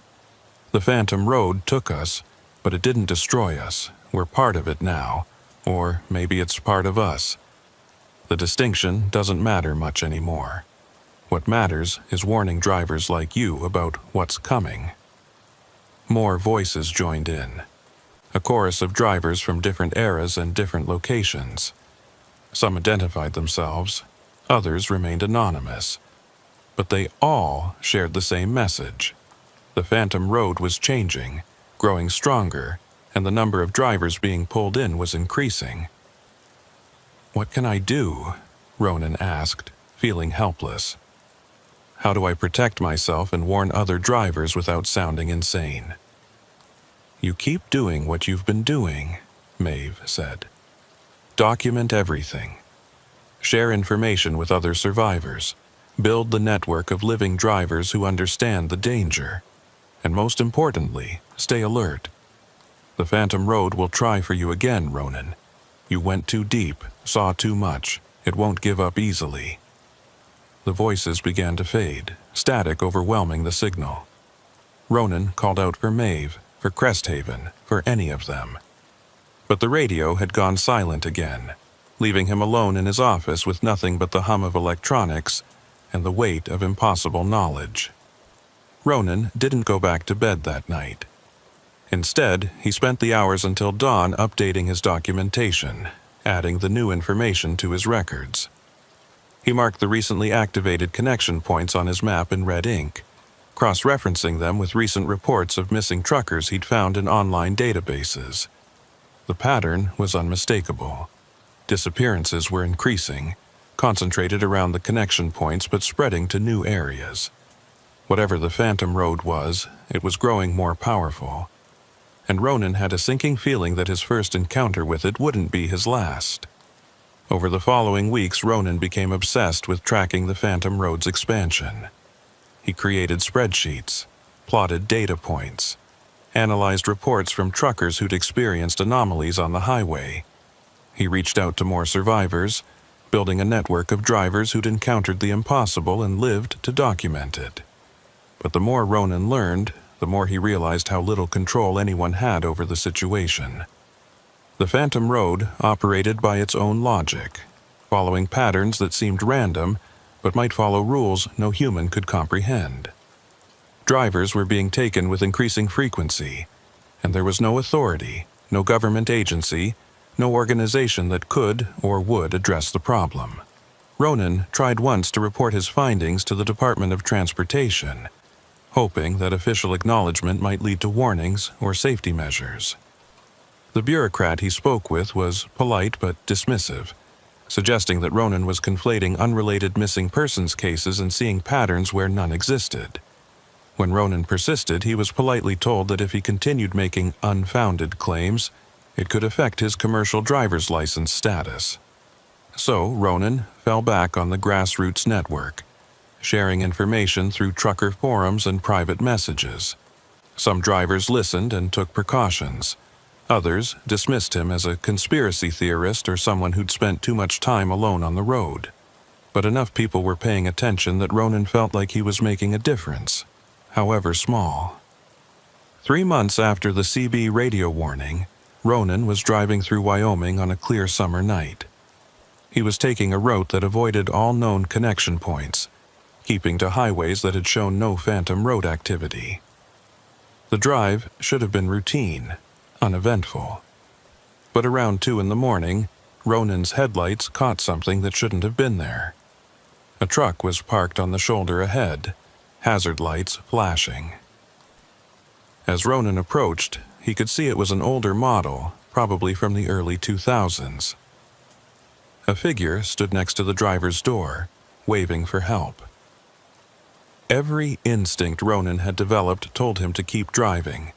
Stopping to help stranded motorists was basic trucker courtesy, but stopping for the wrong vehicle could mean never leaving the Phantom Road. Ronan slowed slightly, trying to get a better look at the truck and the person flagging him down. In the glow of his headlights, Ronan could see the truck more clearly. It was covered in road dust but looked solid and real. The person waving was a woman, probably in her 40s, wearing jeans and a truck stop t-shirt. Nothing about the scene screamed danger or supernatural threat. It looked like a legitimate breakdown, a driver in genuine need of help. Ronan made a split-second decision. He couldn't live his life in constant paranoia, unable to help anyone for fear they might be part of the Phantom Road. He pulled over behind the truck and grabbed his CB radio before getting out. "This is Ronan Keltner. Stopped to assist a stranded driver on I-80 westbound near mile marker 214 in Wyoming. If anyone's monitoring this channel, please acknowledge." The radio crackled, and Maeve's voice came through immediately. "Ronan, what are you doing? That's a new connection point. It activated less than a week ago. Don't get out of your truck." But Ronan was already out, walking toward the stranded driver.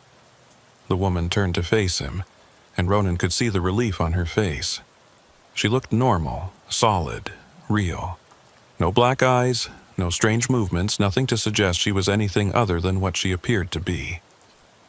"Thank you so much for stopping," the woman said. "My truck just died, and I've got a load of frozen food that's going to spoil if I can't get moving soon.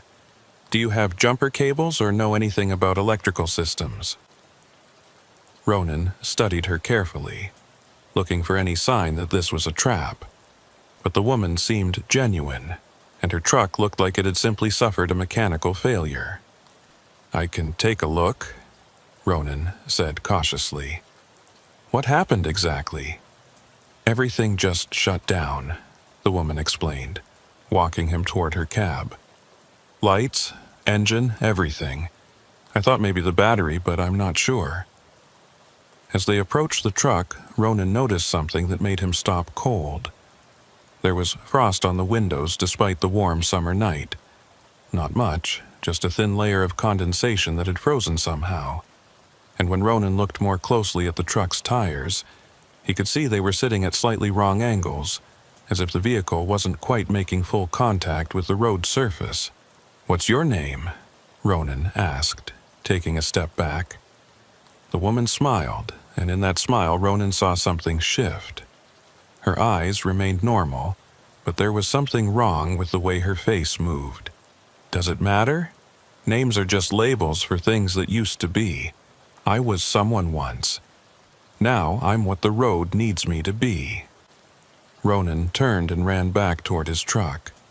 Behind him, he could hear the woman's footsteps, but they sounded wrong. Too heavy, too deliberate. Like someone walking in a dream or moving through water. Ronan didn't look back. He reached his cab, climbed inside, and locked the doors. The woman was standing right outside his window now, her palm pressed against the glass. "You can't run forever, Ronan.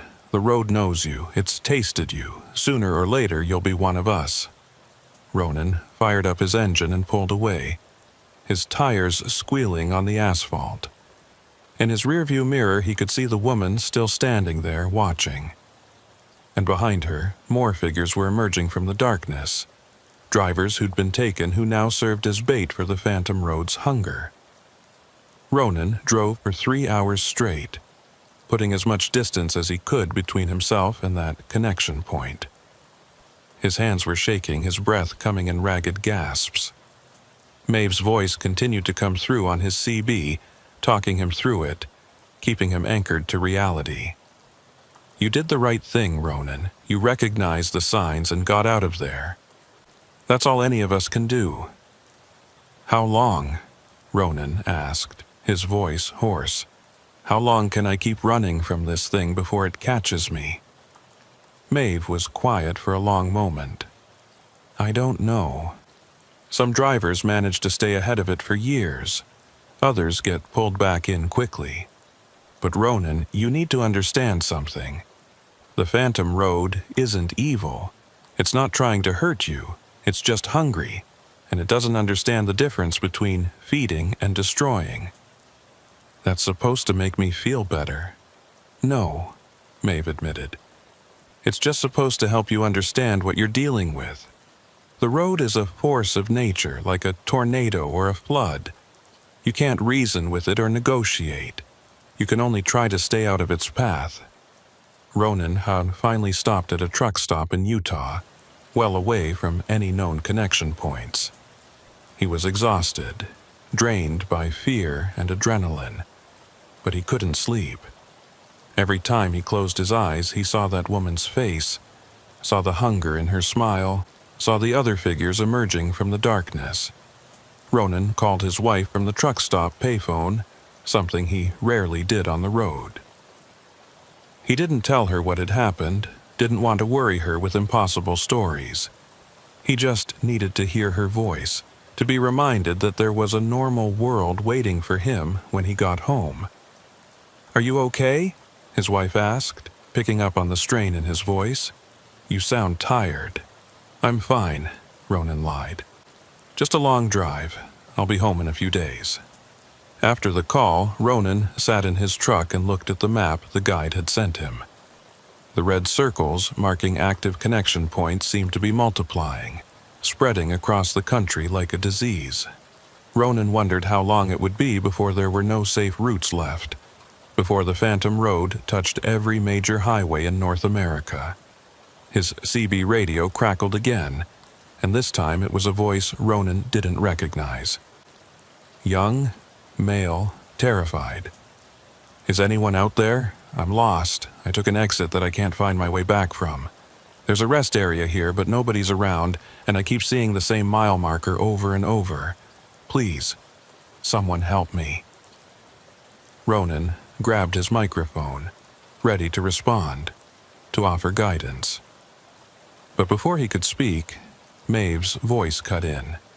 "I've got this one, Ronan. You rest. I'll talk him through it."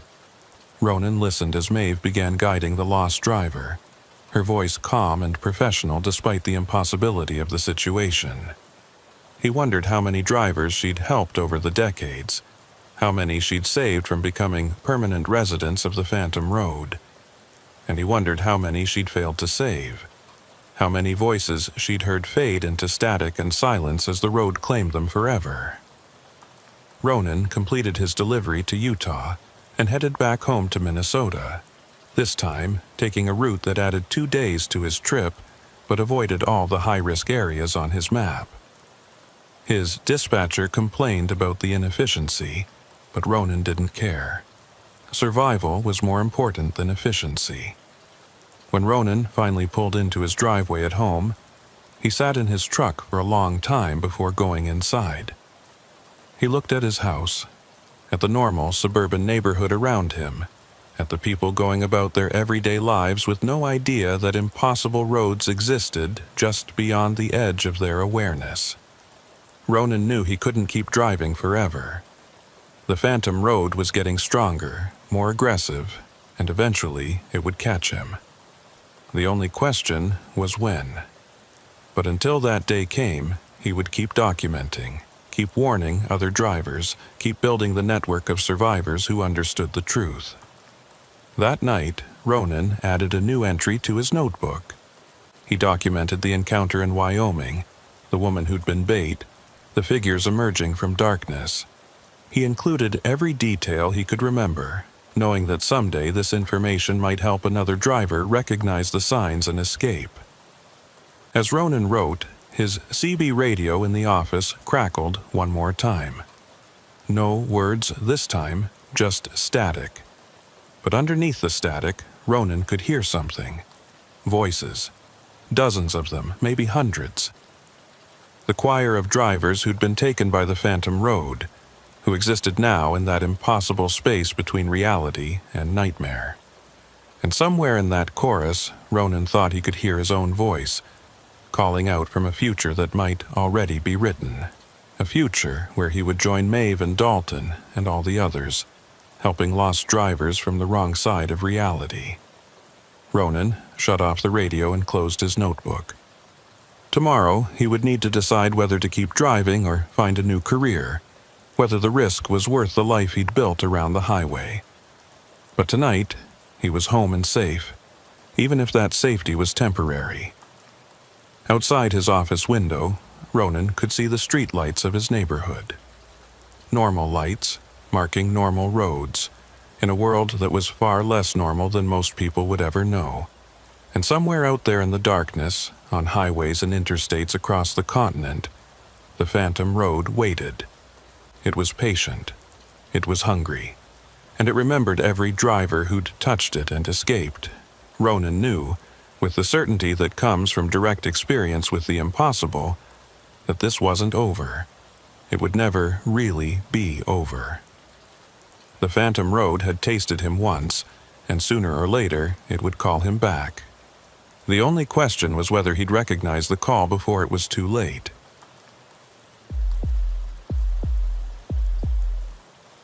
Macklin Dorsey had been driving professionally for 23 years, and in that time he'd developed an almost supernatural sense for when weather was about to turn dangerous.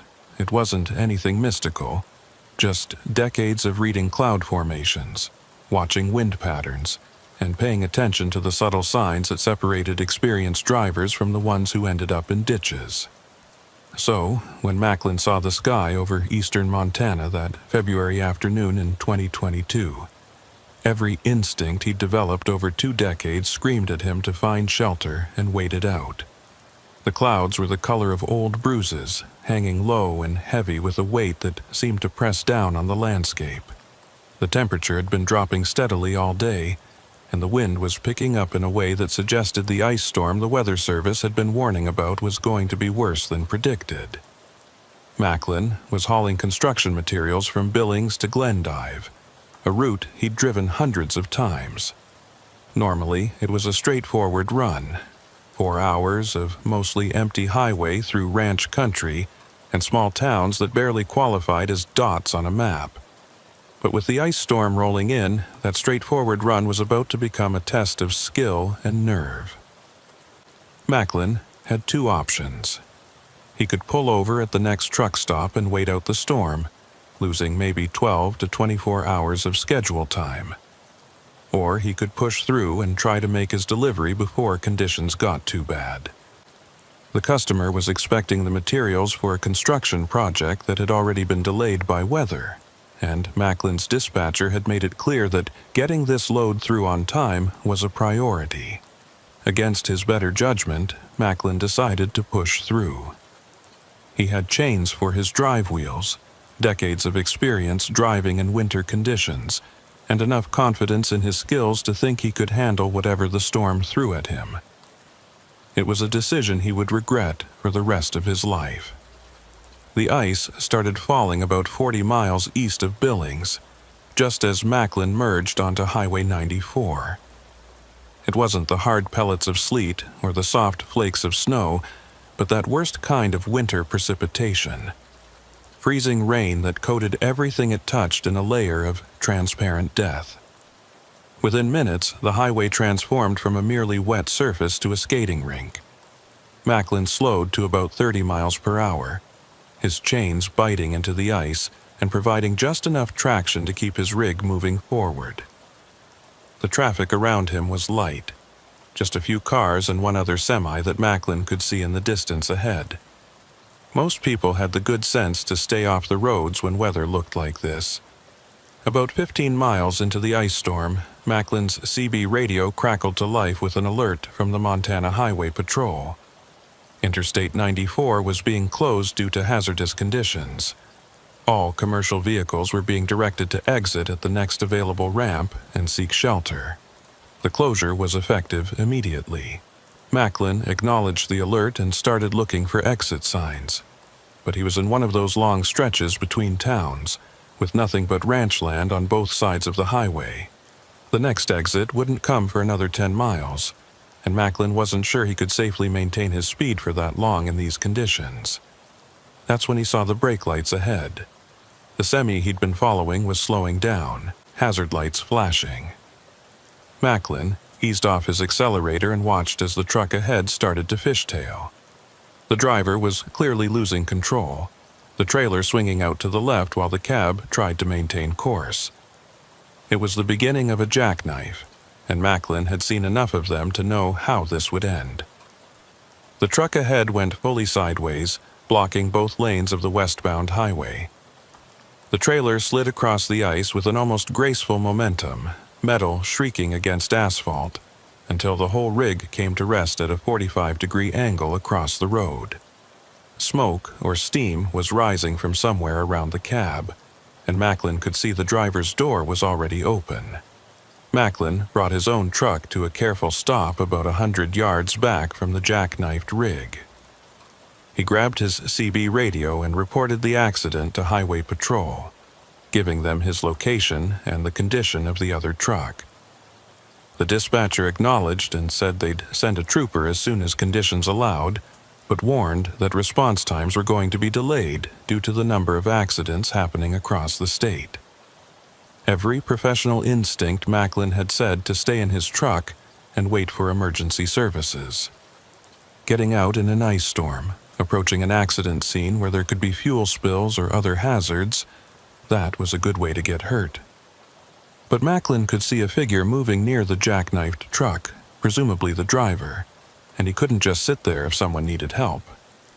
Macklin pulled on his heavy jacket, grabbed his flashlight and climbed down from his cab. The ice hit him immediately. Needles of freezing rain driven by wind that cut through his clothes like they weren't there. The road surface was a nightmare, so slick that Macklin had to move in tiny, shuffling steps to avoid falling. As Macklin approached the jackknifed truck, he called out, "Driver, are you okay? Do you need help?" But there was no response.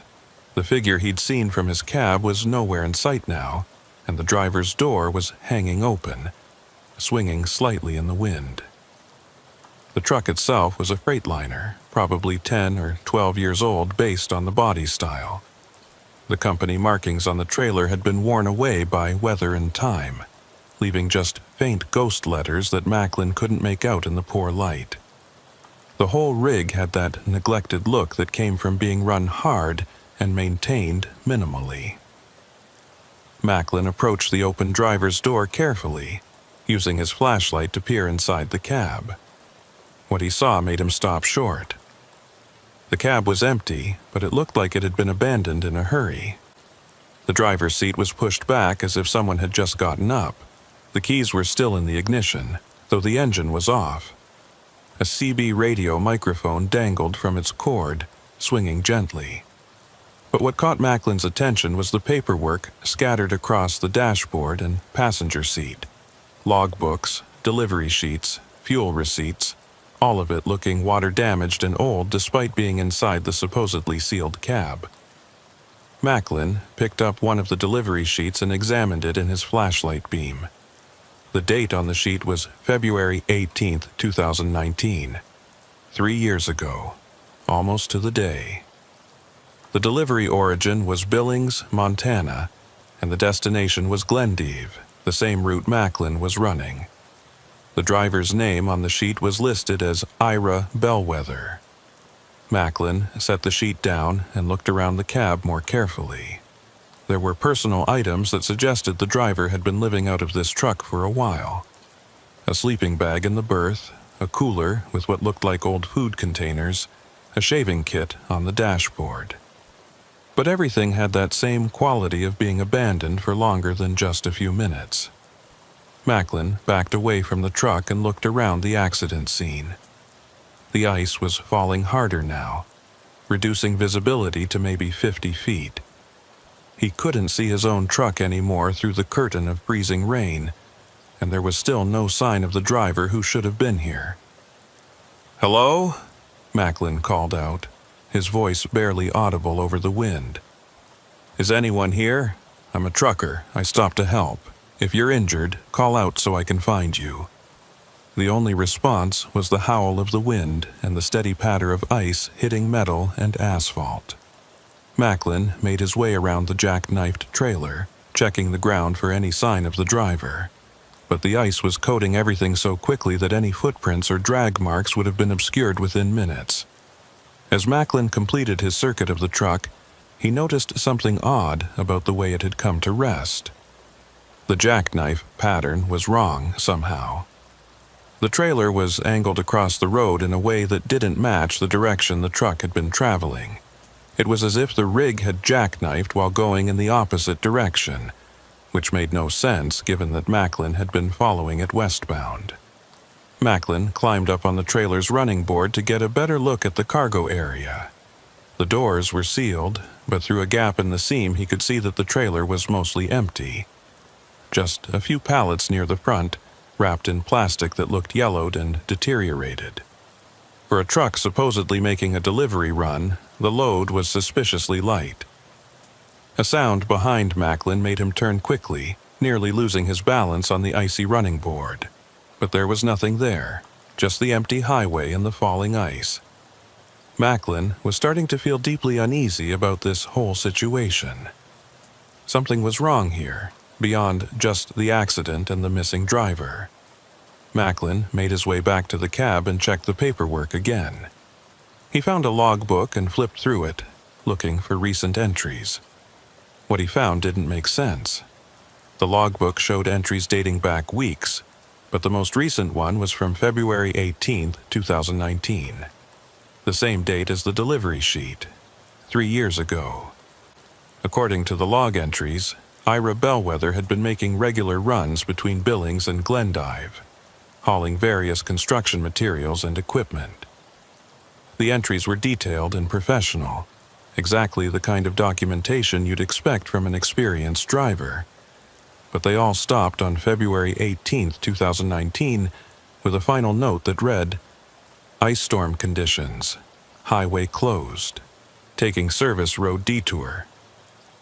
Macklin felt a chill that had nothing to do with the temperature.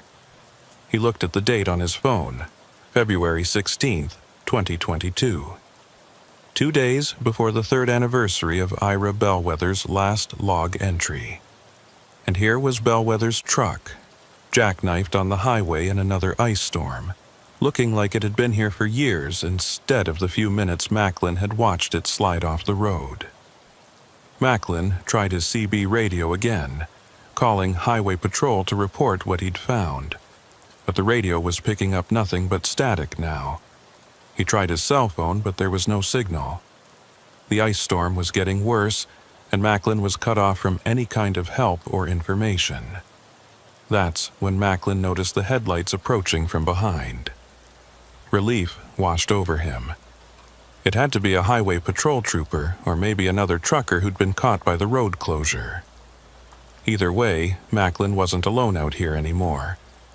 But as the headlights got closer, Macklin's relief turned to confusion. The vehicle wasn't a patrol car or a modern truck. It was another semi, and even from a distance Macklin could tell it was old.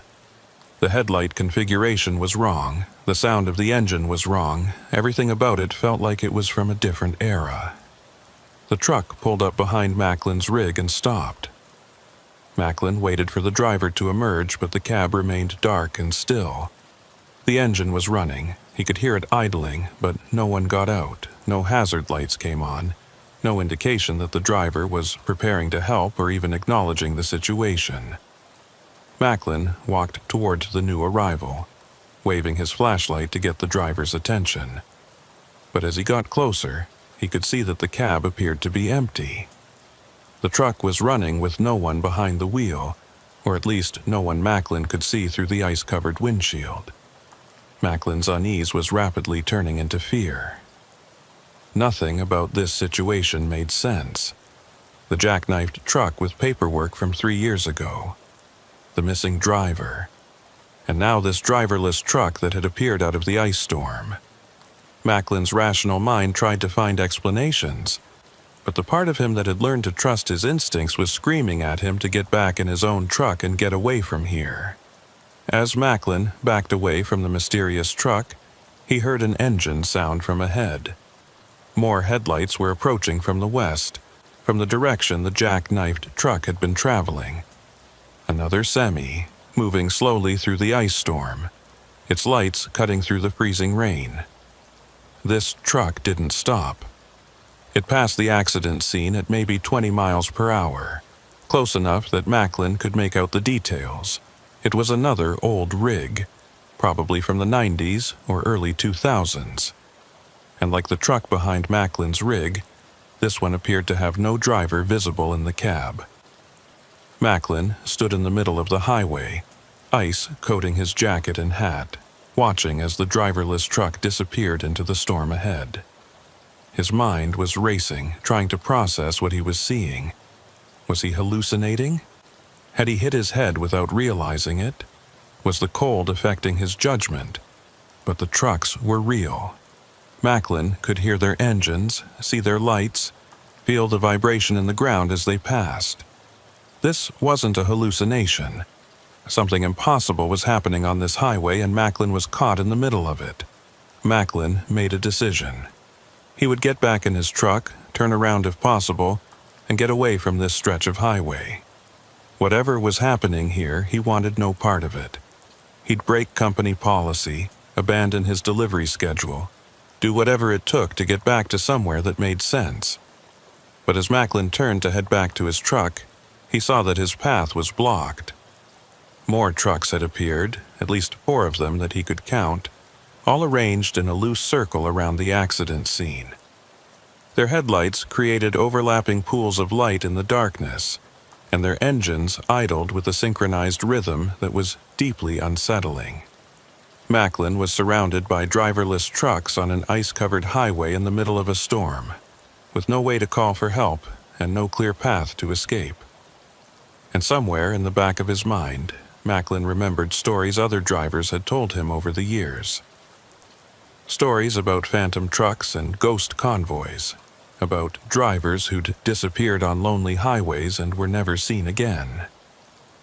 Macklin had always dismissed those stories as tall tales, the kind of thing truckers told each other to pass the time during long hauls. But standing here in the ice and darkness, surrounded by impossible vehicles, Macklin was starting to think those stories might have been warnings instead of entertainment. The CB radio in the jackknifed Freightliner suddenly crackled to life, the sound cutting through the wind and ice.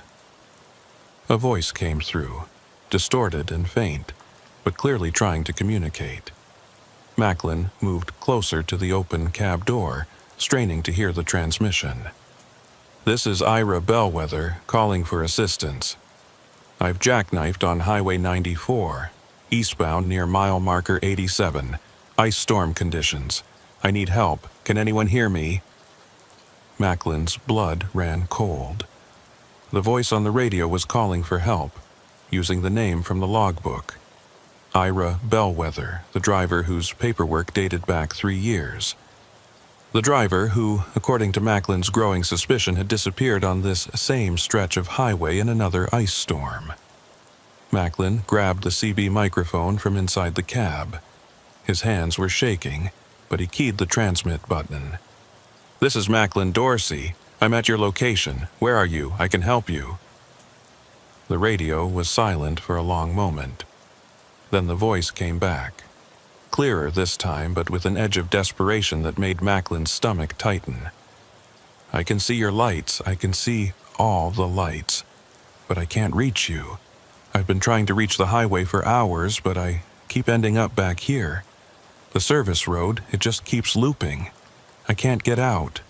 Macklin looked around at the circle of trucks surrounding him, their headlights creating an almost theatrical illumination of the accident scene. "What service road? I'm on Highway 94. The jackknifed truck is right in front of me." "No." Bellwether's voice was strained, confused. "No. I took the service road detour when the highway closed. It's been hours, or maybe days, I don't know anymore. Time doesn't work right here, but I can see the highway, I can see the lights. I just can't reach it." Macklin felt reality starting to slip around him like a truck on ice. He was having a conversation with a man who'd disappeared 3 years ago, standing in the middle of a circle of driverless trucks, in an ice storm that felt like it was never going to end. Nothing about this made sense, but it was happening anyway. "Bellwether, listen to me," Macklin said into the microphone. "Where exactly are you right now? What do you see?" The response came after a pause that felt like hours. "I see the highway. I see lights. I see trucks, but I'm not there. I'm on the service road. I'm always on the service road, and I can't get back." The headlights of the surrounding trucks suddenly shifted, their beams converging on a point about 50 yards to the south of the highway. Macklin followed the direction of the lights and saw something he'd missed before. There was a road branching off from the highway, barely visible through the ice and darkness. A service road that Macklin was certain hadn't been there a few minutes ago. Or maybe it had always been there and Macklin just hadn't noticed it until the lights pointed it out. Either way, that road led somewhere, and Macklin had a sinking feeling that it led to wherever Ira Bellwether had been trapped for the past 3 years. Macklin knew he should get in his truck and leave, should ignore the voice on the radio and the mysterious service road and everything else about this impossible situation. But he also knew that if Ira Bellwether was really out there, trapped and calling for help, Macklin might be the only person who could hear him. The question was whether Macklin was willing to risk following that service road to find out, and whether, if he did follow it, he would be able to find his way back. Macklin stood in the ice and wind, staring at that service road illuminated by the convergence of headlights from trucks that shouldn't exist. Every survival instinct he'd developed over 23 years of professional driving told him to walk away, get back in his cab, and find another route out of here, even if it meant backing up for miles on an ice-covered highway. But Ira Bellwether's voice kept echoing through the CB radio, that desperate edge of someone who'd been lost for far longer than any human should have to endure. Macklin had never abandoned another driver in distress, had built his entire career on the unspoken code that truckers looked out for each other on the road. Breaking that code now felt like betraying everything he'd built his life around. Macklin made his decision. He would take his truck onto that service road, find Ira Bellwether if he could, and get both of them back to the highway before this situation got any worse. It was probably the stupidest decision Macklin had ever made, but it was the only one he could live with. Macklin climbed back into his cab and fired up the engine. The familiar rumble of diesel power was reassuring, a piece of normality in a situation that had gone completely sideways. He grabbed his CB microphone and tried once more to raise the highway patrol, but all he got was static and the occasional burst of that strange, synchronized sound, like multiple engines idling in perfect harmony. "Bellwether, this is Macklin Dorsey," he transmitted. "I'm coming to find you. I'm taking my truck onto the service road. Keep talking so I can track your location by the signal strength." There was a pause, then Bellwether's voice came back with something that sounded almost like hope. "You're coming. You're actually coming onto the service road." Another pause, longer this time. Don't do it. I shouldn't have asked for help. This place, it doesn't let go. Once you're on this road, you're part of it." "Too late for warnings," Macklin said, already putting his truck in gear. "I'm not leaving you out there. Just keep talking and I'll follow your signal." Macklin carefully maneuvered his rig toward the service road, the surrounding trucks maintaining their circle but not blocking his path. As he got closer to the turnoff, Macklin could see that the service road looked old, really old. The asphalt was cracked and weathered, with weeds growing through the gaps despite the winter conditions. There were no markings, no signs, nothing to indicate where this road led or why it existed. The transition from highway to service road was jarring. One moment Macklin was on the relatively smooth surface of Highway 94, and the next his truck was rattling over broken pavement that felt like it hadn't been maintained in decades. The ice was even worse here, coating everything in thick layers that suggested this road had been abandoned long before the storm started. The circle of trucks didn't follow him onto the service road. They remained on the highway, their headlights still illuminating the turnoff like markers or warnings. Macklin watched them in his mirrors as he drove away, watched them fade into the distance and the ice storm until they were just dim glows in the darkness behind him. The service road wound through terrain that didn't match what Macklin remembered seeing from the highway. Instead of the flat ranch land that characterized this part of Montana, the road cut through a landscape of small hills and dense brush that seemed wrong for the region. The ice-covered vegetation created weird shadows in Macklin's headlights, shapes that looked almost like figures standing by the roadside. Macklin kept his speed down to about 15 miles per hour, his chains grinding on the ice and his truck swaying slightly on the uncertain surface. He'd driven on bad roads before, logging trails and construction site access routes, but this was different. This road felt like it existed somewhere else, somewhere that wasn't quite connected to the normal world. "Bellwether, you still there?" Macklin called on the CB. "I'm on the service road now. Give me some kind of landmark so I know I'm heading in the right direction." Bellwether's response was immediate, his voice clearer now that Macklin was on the same road. "I can see your lights. You're getting closer. But Dorsey, you need to understand something. Time doesn't work normal here. I've been on this road for what feels like days, but my watch shows it's only been an hour. Or maybe it's been weeks and my watch stopped. I can't tell anymore." Macklin glanced at his own dashboard clock. It showed 4:47 p.m., which matched his watch and his phone. But as he watched, the digital display flickered and jumped to 4:51, then back to 4:47, then forward to 5:03. Time was unstable here, just like Bellwether had said. The road continued to wind through the impossible landscape, and Macklin started noticing other details that were wrong. The telephone poles along the roadside were rotted and leaning at crazy angles, but they still had wires strung between them that hummed in the wind.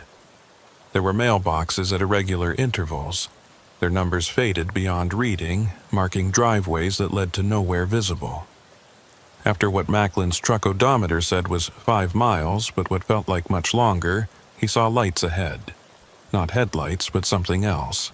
A diffuse glow that seemed to come from multiple sources, illuminating a section of the service road that opened up into what looked like a small parking area or truck stop. As Macklin got closer, he could see that it was indeed a truck stop, but one that looked like it had been abandoned for years. There was a small building with broken windows and a faded sign that Macklin couldn't read through the ice. Several fuel pumps stood like tombstones in front of the building, their hoses missing and their number displays dark. And parked in the lot were trucks, at least a dozen of them, all looking old and weathered and wrong.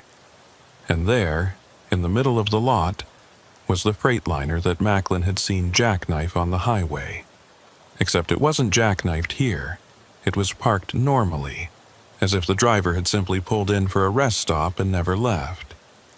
The same truck, in 2 places at once, existing in some kind of impossible overlap between the highway and this service road. Macklin pulled into the lot slowly, his headlights sweeping across the other trucks. Most of them were older models, from the 1990s and early 2000s, though a few looked even older than that. They were all covered in ice and dust, windows opaque, giving no indication whether anyone was inside them. Macklin parked his rig near the building and grabbed his flashlight before climbing down. The wind had died down here, or maybe it just couldn't quite reach this place properly.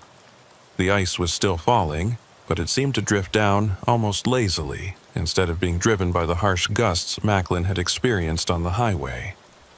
"Bellwether," Macklin called out, his voice sounding strange in the muffled quiet of this place. "I'm here at what looks like an old truck stop. Your freightliner is here. Where are you?" A figure emerged from behind the building, moving slowly and carefully on the ice. It was a man, probably in his late 40s or early 50s, wearing a heavy jacket and a trucker cap that had seen better days.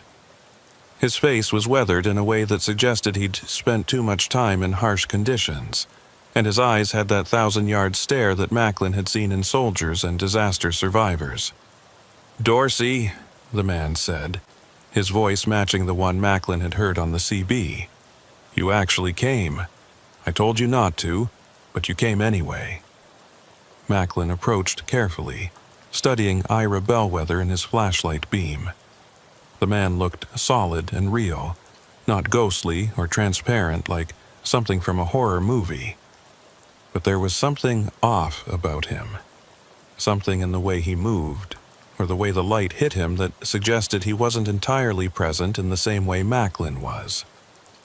"How long have you been here?" Macklin asked. "Your logbook showed entries from 3 years ago."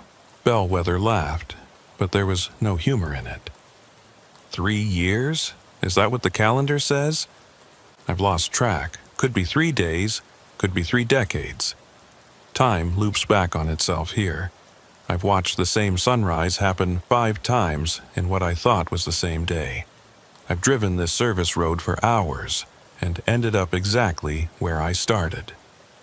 Macklin looked around the abandoned truck stop at the collection of vehicles that represented other drivers who'd gotten lost on this impossible road. All these trucks, are there other drivers here? There were, Bellwether said quietly. When I first got here, I could see them sometimes. Other drivers walking around, checking their trucks, trying to find a way out. But they faded over time. Or maybe I'm the one fading and they're still real. It's hard to tell the difference anymore. Macklin felt a chill that had nothing to do with the temperature. We need to get out of here. Both of us. My truck is right there, fully fueled and ready to go. We'll drive back the way I came and get back to the highway. Bellwether shook his head slowly.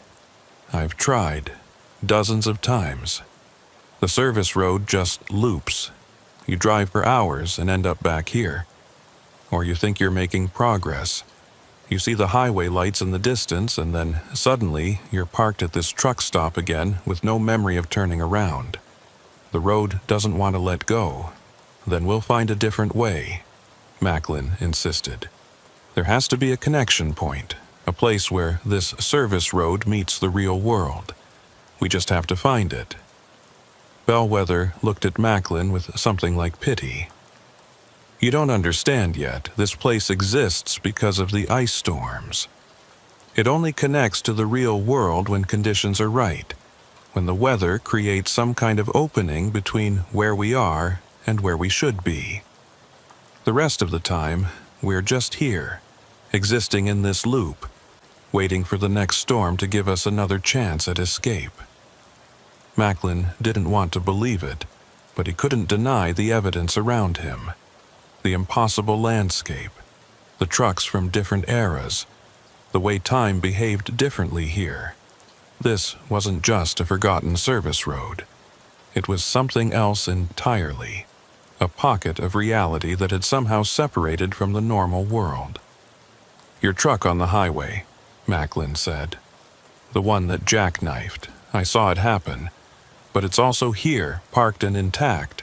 How is that possible? Echo, Bellwether said. Or maybe the original. I can't tell which is which anymore. The truck exists in both places because the service road exists in both places. Or maybe neither place. The physics of it doesn't make sense, but that doesn't stop it from being real.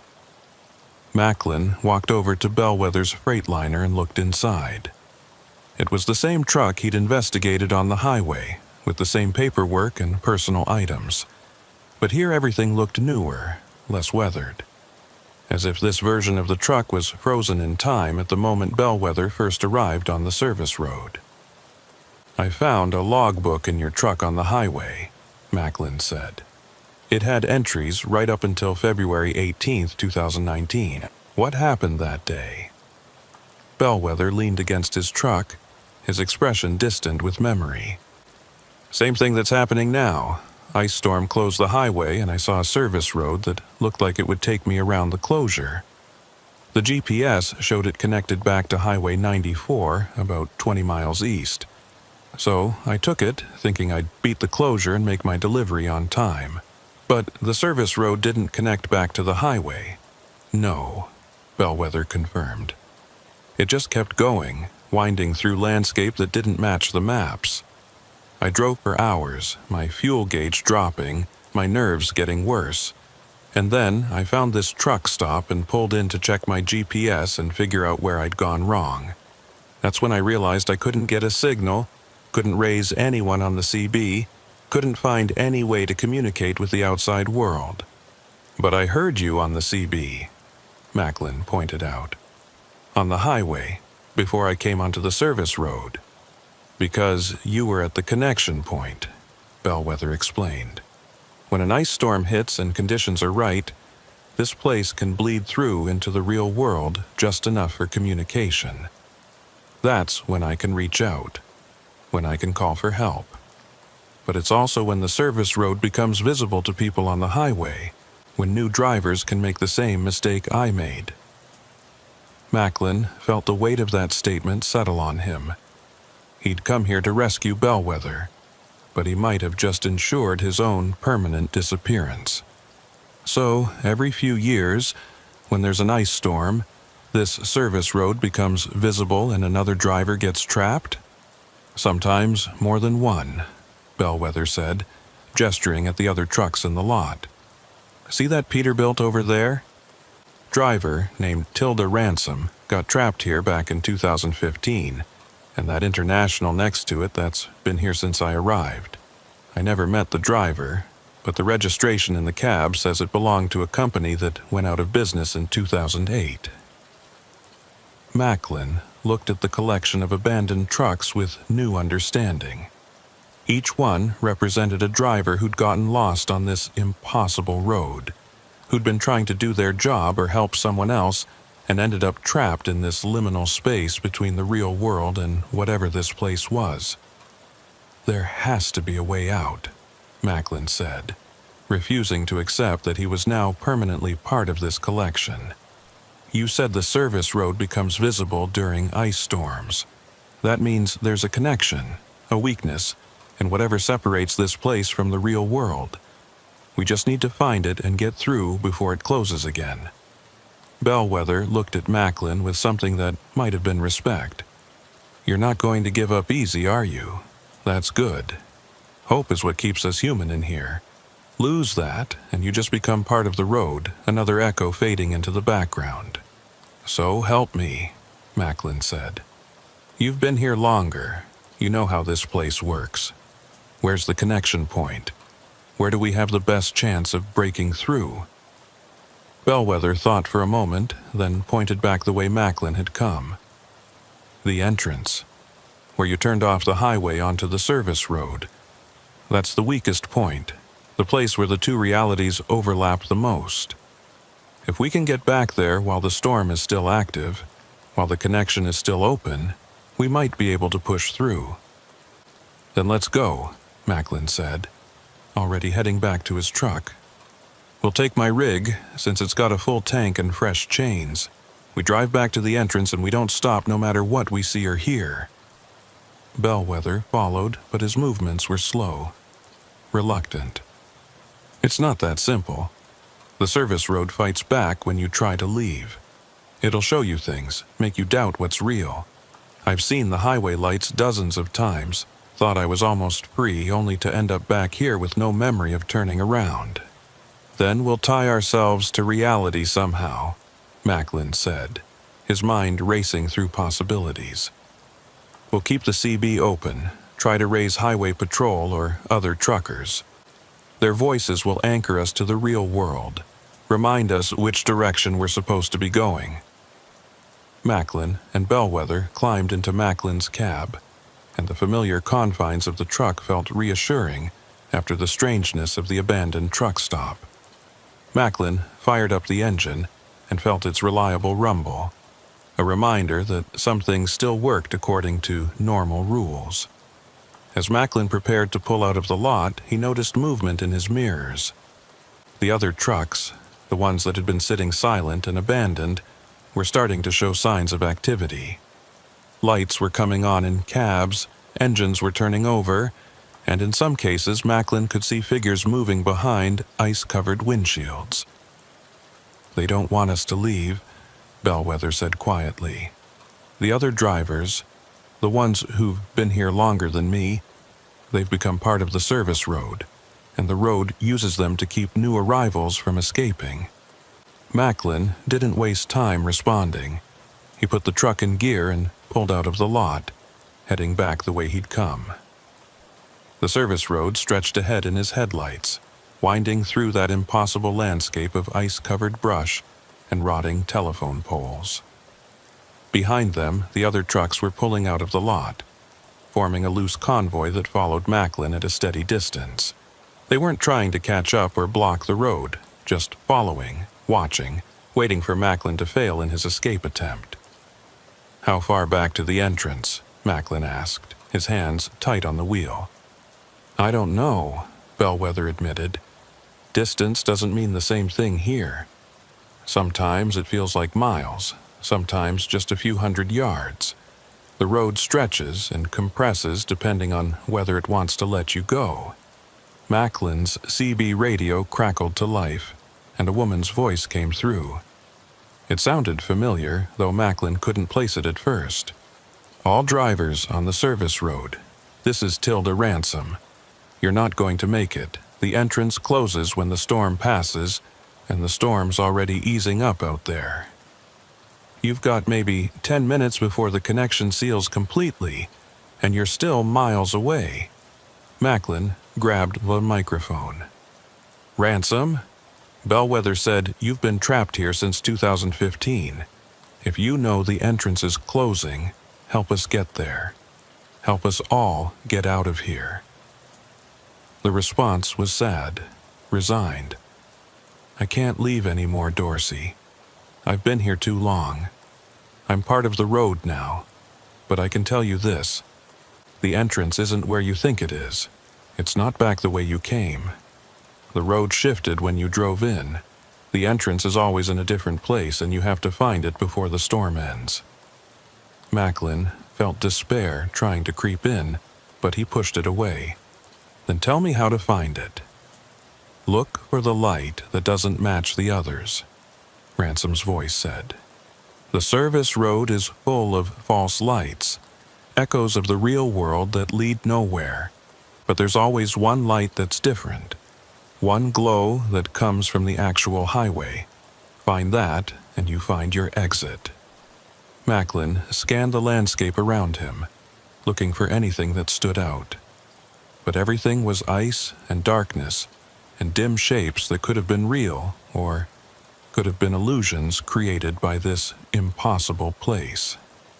The convoy of trucks behind him maintained their steady following distance, their headlights creating a river of light that both guided and haunted Macklin's path. "There," Bellwether said suddenly, pointing to the left. "That light, it's different from the others." Macklin looked where Bellwether was pointing and saw a glow in the distance. It was brighter than the ambient light of the service road, clearer and more focused. It looked like it might be headlights from the highway, real vehicles traveling on real roads. Macklin turned his truck toward that light, leaving the service road and cutting across what appeared to be an open field.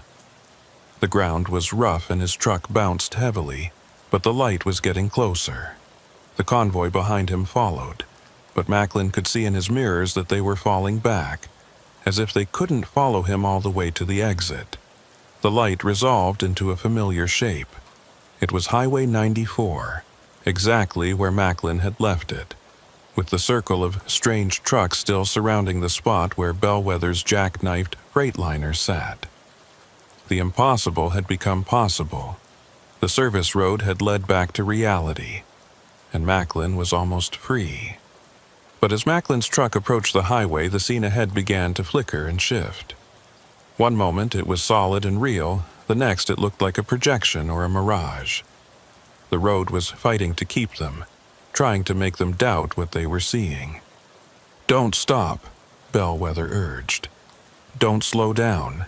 If you hesitate, the road will pull us back in." Macklin gunned his engine and his truck surged forward, chains biting into ice and rough ground.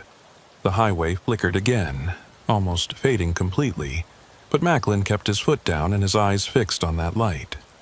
The boundary between the service road and the highway rushed toward them, and then Macklin felt his tires hit smooth asphalt. They were through. They were back on Highway 94, back in the real world, back where the laws of physics and time worked the way they were supposed to.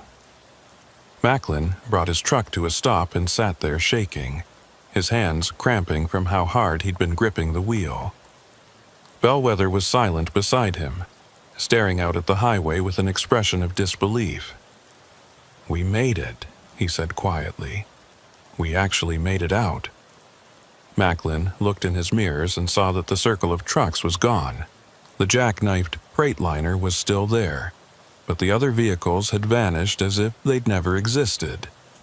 And in the distance, barely visible through the now lightening ice storm, Macklin could see flashing lights approaching. Highway patrol, finally responding to his earlier call for help. They were safe. They were free. But Macklin knew he would never forget the service road, would never stop seeing those abandoned trucks in his mirrors, would never stop hearing the voices of drivers who hadn't made it out. The Montana Highway Patrol trooper who arrived at the scene was a young woman named Officer Garrett, and she looked thoroughly confused by what she found. Two truckers sitting in one cab, both looking shaken and exhausted, next to a jackknifed freightliner that appeared to have been sitting in the ice for years rather than minutes. The ice storm had passed, leaving behind a landscape coated in crystal and a sky that was clearing to reveal stars. "You the one who called in the accident?" Officer Garrett asked Macklin, her flashlight playing across the scene. "Dispatch said you reported a jackknife almost 2 hours ago, but we've been dealing with multiple incidents across the county." Macklin checked his phone and felt his stomach drop. According to his clock, only 45 minutes had passed since he'd first seen Bellwether's truck jackknife. But Officer Garrett was saying it had been 2 hours. Time was still playing tricks, still refusing to work the way it should. "Yes, ma'am," Macklin said, trying to keep his voice steady. "This is the driver of the jackknifed truck, Ira Bellwether. He was shaken up from the accident, so I gave him a ride in my cab to stay warm while we waited for you." Officer Garrett studied Bellwether with her flashlight, and Macklin could see the questions forming in her expression. Bellwether looked wrong somehow, not quite solid in the beam of light. His clothes were outdated, his appearance weathered in a way that suggested more than just a few hours of stress. "Mr. Bellwether, are you injured?" Officer Garrett asked. "Do you need medical attention?" Bellwether shook his head slowly. "No, I'm fine, just cold and tired. Very tired." Officer Garrett walked over to inspect the jackknifed freightliner, and Macklin watched her expression change as she got closer. She circled the truck, her flashlight revealing details that didn't make sense. The ice coating wasn't fresh. The tires were worn beyond what should have been legal. The paint was faded and the chrome was tarnished in a way that suggested years of neglect. "Mr. Bellwether, how long has this truck been sitting here?" Officer Garrett asked, her tone shifting from concern to suspicious. "I'm not sure," Bellwether said honestly. "It jackknifed during the ice storm. That's all I can tell you." Officer Garrett called in the truck's license plate and VIN number, and Macklin could hear the confused responses coming through her radio. The truck was registered to Ira Bellwether, that much was confirmed. But according to the DMV records, Ira Bellwether had been reported missing 3 years ago after failing to complete a delivery run during an ice storm. The truck had never been found, and Bellwether had been presumed dead in a weather-related accident. "Sir, I'm going to need you to step out of the vehicle," Officer Garrett said to Bellwether, her hand moving toward her sidearm. "There's some kind of discrepancy with your identification and this vehicle's registration." Macklin intervened, keeping his hands visible and his tone calm. "Officer, I know this looks strange, but I can explain what happened. Or at least I can try to explain what I think happened." Over the next hour, with additional patrol units arriving for backup, Macklin told the story as carefully as he could. He explained seeing the truck jackknife, stopping to help, finding the old paperwork dated 3 years back.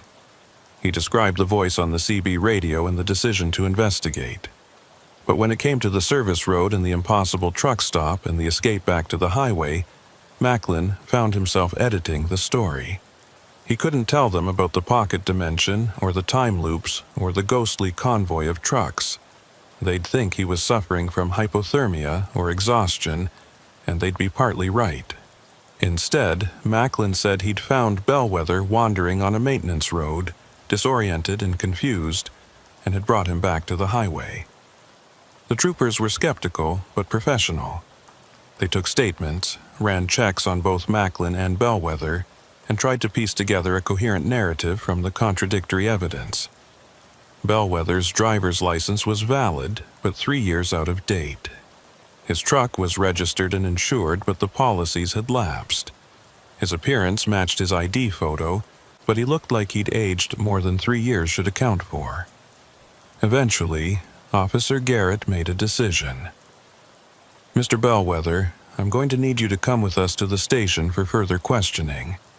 There are missing person reports filed on you, and we need to verify your identity and circumstances. Mr. Dorsey, you're free to go, but we'll need you to come by the station tomorrow to sign a formal statement." Macklin watched as they loaded Bellwether into the patrol car. Bellwether looked back at him through the window, and in that look Macklin saw a complex mix of gratitude and fear and uncertainty. They'd escaped the service road, but now Bellwether had to face the consequences of having been gone for 3 years. A life left behind, people who'd mourned him, a world that had moved on without him. As the patrol cars drove away, Macklin was left alone on the highway with his truck and the jackknifed Freightliner. The storm had completely passed now, and the night was cold and clear. Macklin walked over to Bellwether's truck one more time, studying it in the starlight.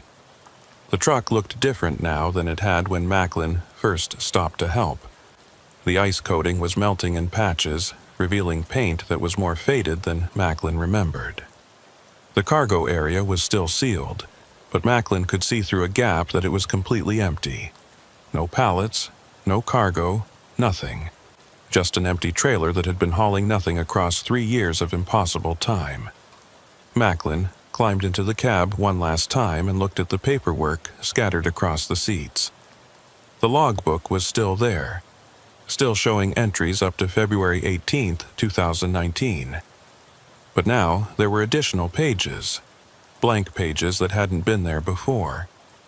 And on one of those blank pages, someone had written a message in handwriting that looked like Bellwether's, but more desperate, more frantic. "If you're reading this, you found me, or you found the truck, it doesn't matter which. What matters is understanding that the service road is real. It exists in the spaces between storms, waiting for drivers who take wrong turns or follow lights that lead nowhere. I've been trapped here for days or weeks or years. Time doesn't matter. What matters is warning others. Don't take unmarked exits. Don't follow service roads that aren't on your GPS. Don't trust lights in the distance during storms. The road is hungry and it's patient, and it will take you if you let it." Below the message was a list of dates and locations. Macklin recognized them as ice storms, major weather events that had hit Montana and the surrounding states over the past decade. Next to each date was a number, and Macklin realized with growing horror that the numbers represented drivers, people who'd gone missing during those storms who'd presumably taken the service road and never made it back.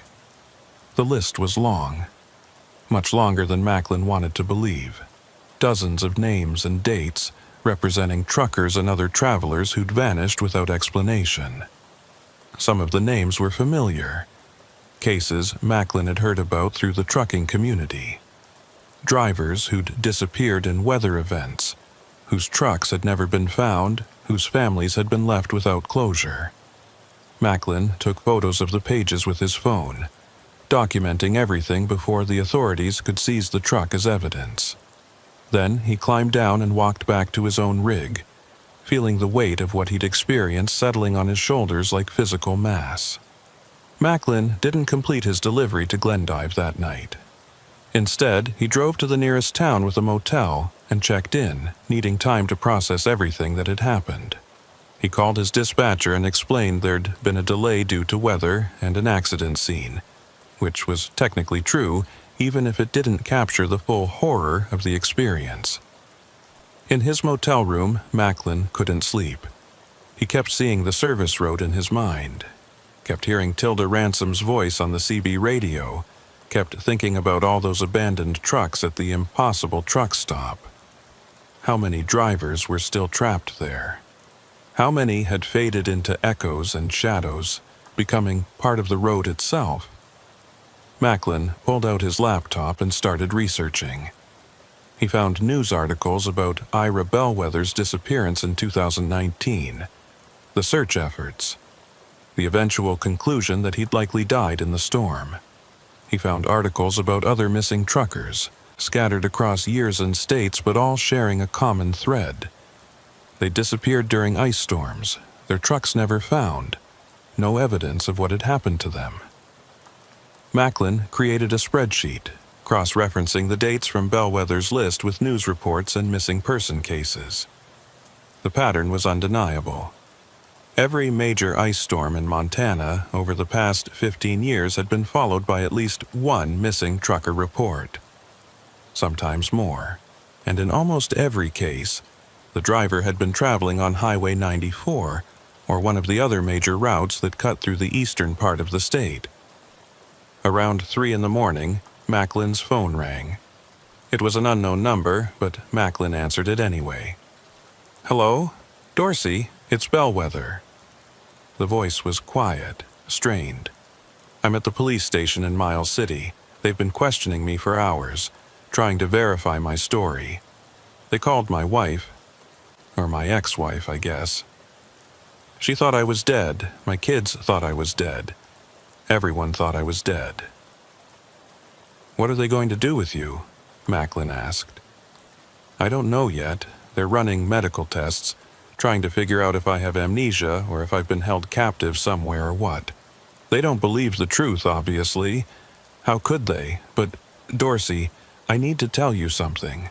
Something I didn't mention when we were on the service road because I was afraid it would make you turn back." Macklin felt dread building in his stomach. "What is it?" "The service road doesn't just trap you in space," Bellwether said. "It changes you. The longer you're there, the more you become part of it. I could feel it happening to me over the 3 years I was trapped. My memories getting fuzzy. My sense of self starting to blur. If I'd stayed much longer, I would have ended up like Tilda and the others. Just a voice on the CB, a presence that exists to keep the road fed with new victims." "But you got out," Macklin said. "We both did. You're back in the real world now." "Am I?" Bellwether's voice was barely a whisper. "Dorsey, I've been back for hours and I still feel like part of me is on that service road. I keep hearing the other drivers, keep seeing that truck stop in the corner of my vision. What if getting out physically doesn't mean I'm really free? What if the road still has a hold on me?" Macklin didn't have an answer for that. He'd been feeling similar things himself, a sense of disconnection from reality, a feeling that the world around him was slightly wrong or out of sync. "We need to talk to someone who understands this," Macklin said. "Someone who's studied these phenomena or dealt with similar cases." "Who?" Bellwether asked. "Who's going to believe us? This isn't something that gets reported in the news or studied by scientists. It's barely even a legend among truckers. Most people don't know the service road exists, and the ones who do either dismiss it as a story or they're the ones who got trapped and never came back to tell about it." Macklin thought about the list in Bellwether's logbook, about all those missing drivers. Maybe it's time to change that. Maybe we need to warn people, get the word out about what's really happening during these ice storms. "And how do we do that without sounding insane?" Bellwether asked.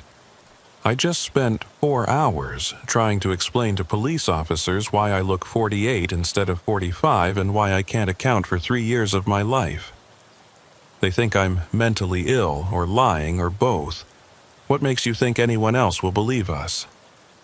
Macklin didn't have a good answer, but he knew he couldn't just go back to driving routes through Montana and pretend the service road didn't exist. He'd seen it, experienced it, barely escaped it. And now he had a responsibility to do something with that knowledge. The next morning, Macklin drove to the police station in Miles City to give his formal statement. He stuck to the edited version of events, the one that didn't include impossible dimensions or time loops. The detective taking his statement was professional but clearly skeptical about the whole situation. You're saying you just happened to find Mr. Bellwether wandering on a maintenance road 3 years after he was reported missing during an ice storm that happened to jackknife his truck in the exact same location where you stopped. I know it sounds unlikely, Macklin said, but that's what happened. The detective studied Macklin for a long moment. Mr. Dorsey, I've been working missing persons cases in this county for 15 years. I've seen a lot of strange things, a lot of cases that don't add up the way they should. And I've learned that sometimes the official explanation and the truth aren't the same thing. Macklin met the detective's eyes. What are you saying? I'm saying that Montana has a lot of empty space and bad weather and roads that don't always behave the way they should. I'm saying that we get reports of missing truckers more often than the statistics would predict, especially during ice storms. And I'm saying that the official reports always conclude it's weather-related accidents, even when we never find the trucks or the bodies. You don't believe the official explanations, Macklin said. The detective leaned back in his chair. I believe that Highway 94 and the roads around it have taken more lives than we can account for. I believe that there are places in this state where normal rules don't seem to apply. And I believe that drivers like you and Mr. Bellwether have seen things that can't be explained in my reports. The detective pulled out a file folder and slid it across the table. This is everything we have on trucker disappearances in eastern Montana over the past 20 years. 47 cases, all unsolved. You can't take this file with you, and I can't officially acknowledge what I'm showing you, but I think you should see it. I think you should know how big this problem really is. Macklin opened the file and felt his blood run cold. 47 cases.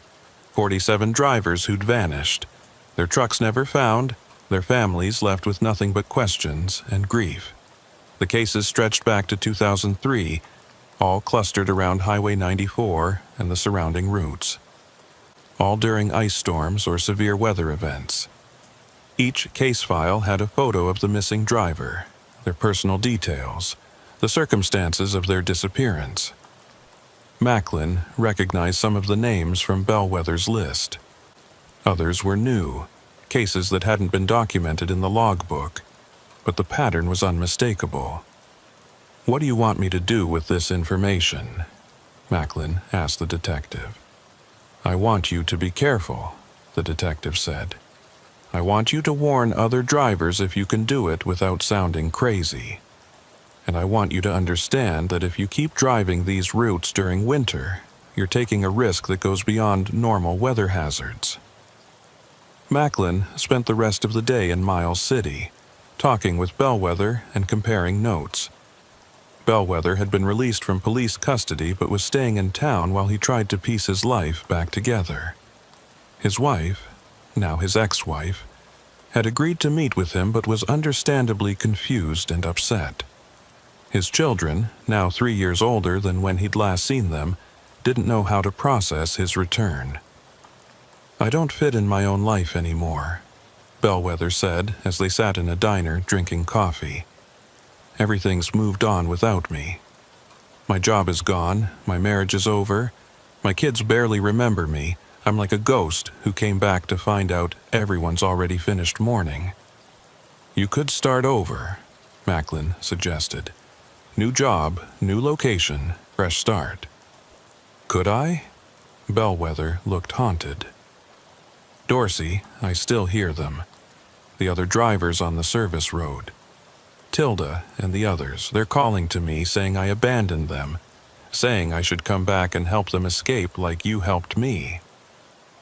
Macklin had been hearing similar things.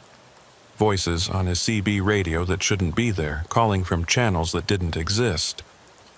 Static that resolved into words if he listened too carefully. The service road was still trying to pull them back, still exerting some kind of influence even though they'd physically escaped.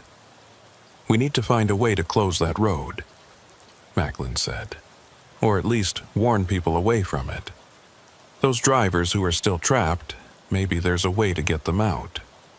Or maybe we'd just be condemning ourselves to the same fate, Bellwether said darkly. The road is stronger than we are, Dorsey. It's been there longer than we've been alive, and it'll be there long after we're gone.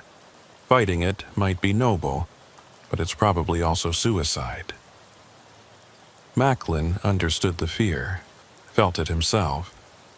But he also couldn't shake the image of all those abandoned trucks, all those trapped drivers slowly fading into echoes and shadows. Someone had to do something, and maybe that someone was him. That night, Macklin drove back to the spot where Bellwether's truck had jackknifed. The Freightliner had been towed away by authorities as evidence, but Macklin could still see the marks it had left on the highway. And if he looked carefully at the landscape around him, he could almost see the service road, a faint outline in the darkness where reality seemed slightly thinner. Macklin pulled out his CB radio and tuned it to Channel 19. "This is Macklin Dorsey, calling any drivers who might be monitoring this channel. If you're on Highway 94 in eastern Montana and you see a service road or an unmarked exit during an ice storm, do not take it. I repeat, do not take that exit. It leads somewhere you don't want to go and you might not be able to get back." The radio was silent for a moment. Then static filled the channel. And underneath that static, Macklin could hear voices. Dozens of them, maybe hundreds. The choir of trapped drivers calling out from the service road, warning him or threatening him or begging for help. Macklin couldn't tell which. One voice rose above the others, clearer and more distinct. It was Tilda Ransom. "Dorsey, you made it out. Good for you. But you should know something. The service road doesn't forget. It marked you when you drove on it, and it marked Bellwether. Sooner or later it'll call you back. And next time you might not escape. Then I'll make sure there isn't a next time," Macklin said into the microphone. "I'll make sure other drivers know to avoid it." Tilda's laugh was hollow, bitter. "You think you're the first to try? We've all tried to warn people, everyone who got trapped and managed to communicate back to the real world. But nobody listens. Nobody believes. They take the service road anyway, thinking they're different, thinking they'll be fine. And then they join us here in the dark, waiting for the next ice storm to give them another slim chance at escape." The static increased, drowning out Tilda's voice and all the others. Macklin sat in his truck on the empty highway listening to the sounds of the impossible road calling to him through his radio. He knew Tilda was probably right. Warning people might not work. The service road would continue to claim victims, would continue to exist in that pocket of broken reality, would continue to trap drivers who made the mistake of taking the wrong exit during the wrong storm. But Macklin also knew he had to try. Had to do something with the knowledge he'd gained and the escape he'd made. Even if it only saved one driver, even if it only prevented one family from losing someone to that hungry road, it would be worth it. Macklin turned off his CB radio and drove back toward Billings, leaving the jackknife site and the invisible service road behind. He had a delivery to complete and a life to get back to. But he also had a mission now, a purpose that went beyond just hauling freight from point to point. He would document everything he'd learned, would compile the missing persons cases and the patterns and the evidence, would share it with other truckers through forums and CB channels and truck stop conversations, would make sure that knowledge of the service road spread as far and wide as possible. It might not be enough to stop the disappearances, but it was better than doing nothing, and maybe, just maybe, it would give some future driver the information they needed to recognize the danger and turn back before it was too late. As Macklin drove through the pre-dawn darkness, he thought about Ira Bellwether trying to rebuild a life that had moved on without him. He thought about Tilda Ransom and all the other drivers still trapped on the service road, existing in that limbo between reality and nightmare.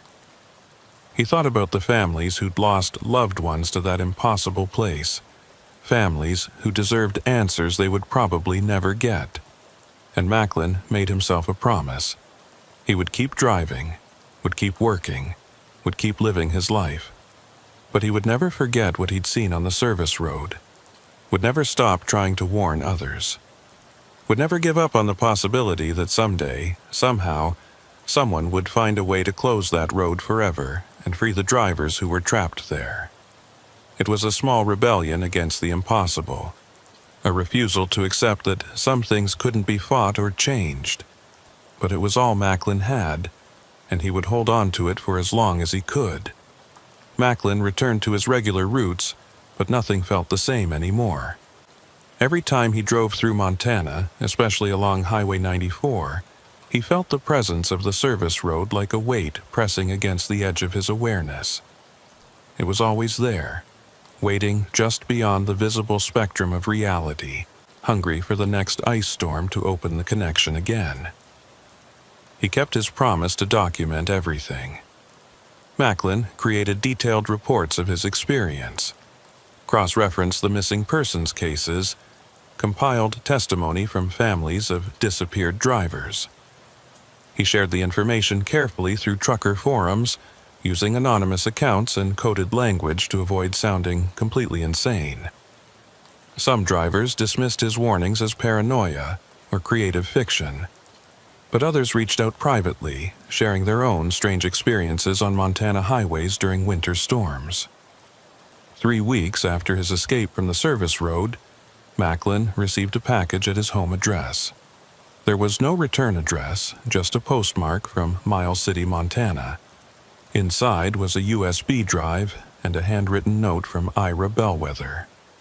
Dorsey, I couldn't stay in Montana. Every time I closed my eyes, I saw that truck stop, heard those voices. My family doesn't understand what happened to me, and I can't explain it without sounding crazy. I'm moving to Arizona, going to try long-haul runs in the desert where there's no ice and no storms. Maybe distance will help, maybe not. But I had to try. The USB drive has recordings I made of the CB transmissions I've been hearing since we escaped. I don't know what to do with them, but I thought you should have them. You're trying to warn people, trying to make a difference. Maybe this will help, or maybe it'll just prove we're both losing our minds. IB. Macklin plugged the USB drive into his laptop and found dozens of audio files. He listened to them with headphones, alone in his home office, and felt ice water running through his veins. The recordings were CB transmissions, voices calling out from the service road. Some were asking for help. Others were warning away potential victims. And some were just screaming, raw sounds of terror and despair that cut through the static like knives. But what made Macklin's hands shake was recognizing voices. Drivers he'd known personally, truckers who'd disappeared over the years. A man named Garrett who'd gone missing in 2017 during an ice storm. A woman called Susan who'd vanished in 2020. Their voices were on these recordings, calling out from the service road, proving they were still there in some form. And at the end of one recording, Macklin heard his own voice. Not a voice he'd transmitted, but a future echo, calling for help from coordinates that matched the service road's location. This is Macklin Dorsey, requesting assistance. I'm trapped on a service road off Highway 94. I can see the highway, but I can't reach it. If anyone can hear this, please help. Please don't let me end up like the others.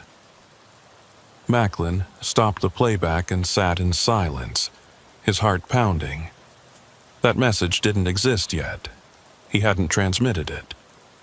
But there it was, his voice calling from the service road as if his eventual capture was already written in stone, a future that had somehow leaked backward into the present. Macklin called Bellwether immediately. The phone rang 6 times before going to voicemail. Macklin tried again an hour later, then again the next morning. No answer. He sent text messages, emails, everything he could think of. But Bellwether had gone silent, disappeared into whatever new life he was trying to build in Arizona. Or maybe he'd been pulled back to the service road.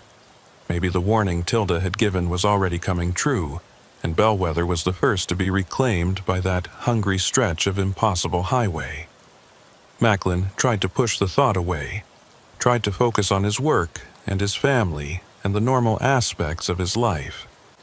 But the service road was always there in the background, a constant presence that colored everything he did. He started avoiding routes through Montana entirely, taking longer paths that added days to his delivery schedules. His dispatcher complained about the inefficiency, but Macklin held firm. He would not drive Highway 94 during winter, would not risk another encounter with the service road. 4 months after his escape, Macklin was at a truck stop in Wyoming when he met another driver who'd heard about his warnings. The man introduced himself as a long hauler who'd been running Montana routes for 15 years, and he wanted to know if Macklin's stories about the service road were real. "Every word," Macklin said. "I was there. I saw it. I barely made it out." The driver studied Macklin's face, looking for signs of deception or mental instability. "I've heard stories like yours before. Drivers who claimed they'd been on roads that don't exist, seen things that can't be real. Most of them ended up quitting the industry or checking into hospitals. You still driving?" "I'm still driving," Macklin confirmed. "Just not through Montana in winter." "Smart," the driver said. "I've lost 2 friends to that highway, both during ice storms. Both vanished without a trace. Their trucks were never found. Their families never got answers. If your warnings can prevent even one more disappearance, you're doing good work." The driver handed Macklin a business card. "There's a group of us who've been tracking these disappearances. Drivers, investigators, even a few academics who study anomalous phenomena. We meet online, share information, try to map the danger zones. Your experience could help fill in some gaps in our understanding, if you're interested." Macklin took the card and felt something like hope kindle in his chest. He wasn't alone in this. There were others who'd noticed the pattern, who were trying to understand and combat whatever force created the service road. Maybe together they could make a difference. That night, Macklin joined the online group and found dozens of people who'd been tracking highway anomalies for years. They had maps showing clusters of disappearances, theories about what caused the phenomena, and documented cases going back decades. The service road off Highway 94 was just one of many dangerous locations they'd identified across North America. The ice storms seemed to be triggers, one researcher explained during a video conference. They create conditions where the boundary between normal space and these pocket dimensions becomes permeable. We've seen similar patterns with severe fog, heavy rain, and other weather events that reduce visibility and isolate travelers. "Can these places be closed?" Macklin asked. "Is there a way to seal them off permanently?" The researcher's expression was grim. "We don't know. These phenomena have been occurring for as long as we have records. Native American tribes in Montana have legends about spirit roads that appear during storms. Settlers in the 1800s reported roads that led nowhere. It's possible these pocket dimensions are natural features of the landscape. Impossible to close because they're not really open in the first place. But we can warn people," another group member said. "We can map the danger zones, identify the conditions that make them active, and spread information that might save lives. It's not perfect, but it's better than letting people drive into these traps blind." Macklin threw himself into the work, contributing his documentation and coordinating with other survivors of highway anomalies. He created detailed maps showing where the service road became accessible during different weather conditions. He compiled a database of missing persons cases that matched the pattern, and he continued to monitor CB channels, listening for voices from the service road, documenting every transmission that came through. 6 months after his escape, Macklin was driving through South Dakota when his CB radio crackled with a familiar voice. It was Bellwether, but he sounded different. Distant, hollow, like he was calling from very far away or from the bottom of a well. "Dorsey, if you can hear this, you need to know something.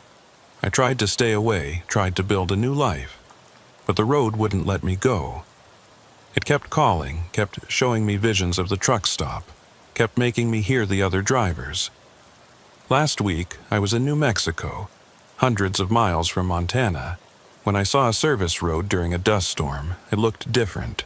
Desert instead of plains, but I knew it was the same thing, the same trap." Macklin grabbed his microphone. "Bellwether, where are you? Are you safe?" "I don't know where I am anymore." Bellwether's voice was fading in and out, static eating at the edges of his words. "I took that desert service road. I thought maybe if I went in voluntarily, if I understood what it wanted from me, I could find a way to break its hold. But Dorsey, it's not just one road. It's a network. All the service roads, all the phantom highways, they're all connected. And once you've been on one of them, you're marked for all of them." The transmission cut out, replaced by static. Macklin tried to raise Bellwether again, cycling through every channel, but there was no response. Bellwether was gone, pulled back into the network of impossible roads that stretched across the continent. Macklin pulled over at the next rest area and sat in his cab, staring at his CB radio. Bellwether's fate was a preview of his own future. The service road wouldn't let them go, would keep reaching out across distance and time until it reclaimed what it had marked as its own. Escape was temporary, a brief reprieve before the inevitable return. But Macklin refused to accept that inevitability. He increased his efforts with the research group, helping to identify and map service roads across multiple states. They found patterns that suggested these phenomena were spreading, or perhaps just becoming more active. New danger zones were appearing, and the frequency of disappearances was increasing. "It's like the boundaries are getting thinner," one researcher said during a meeting. "Climate change, increased storm intensity, something is making these pocket dimensions more accessible. We're seeing reports of phantom roads in places that never had them before."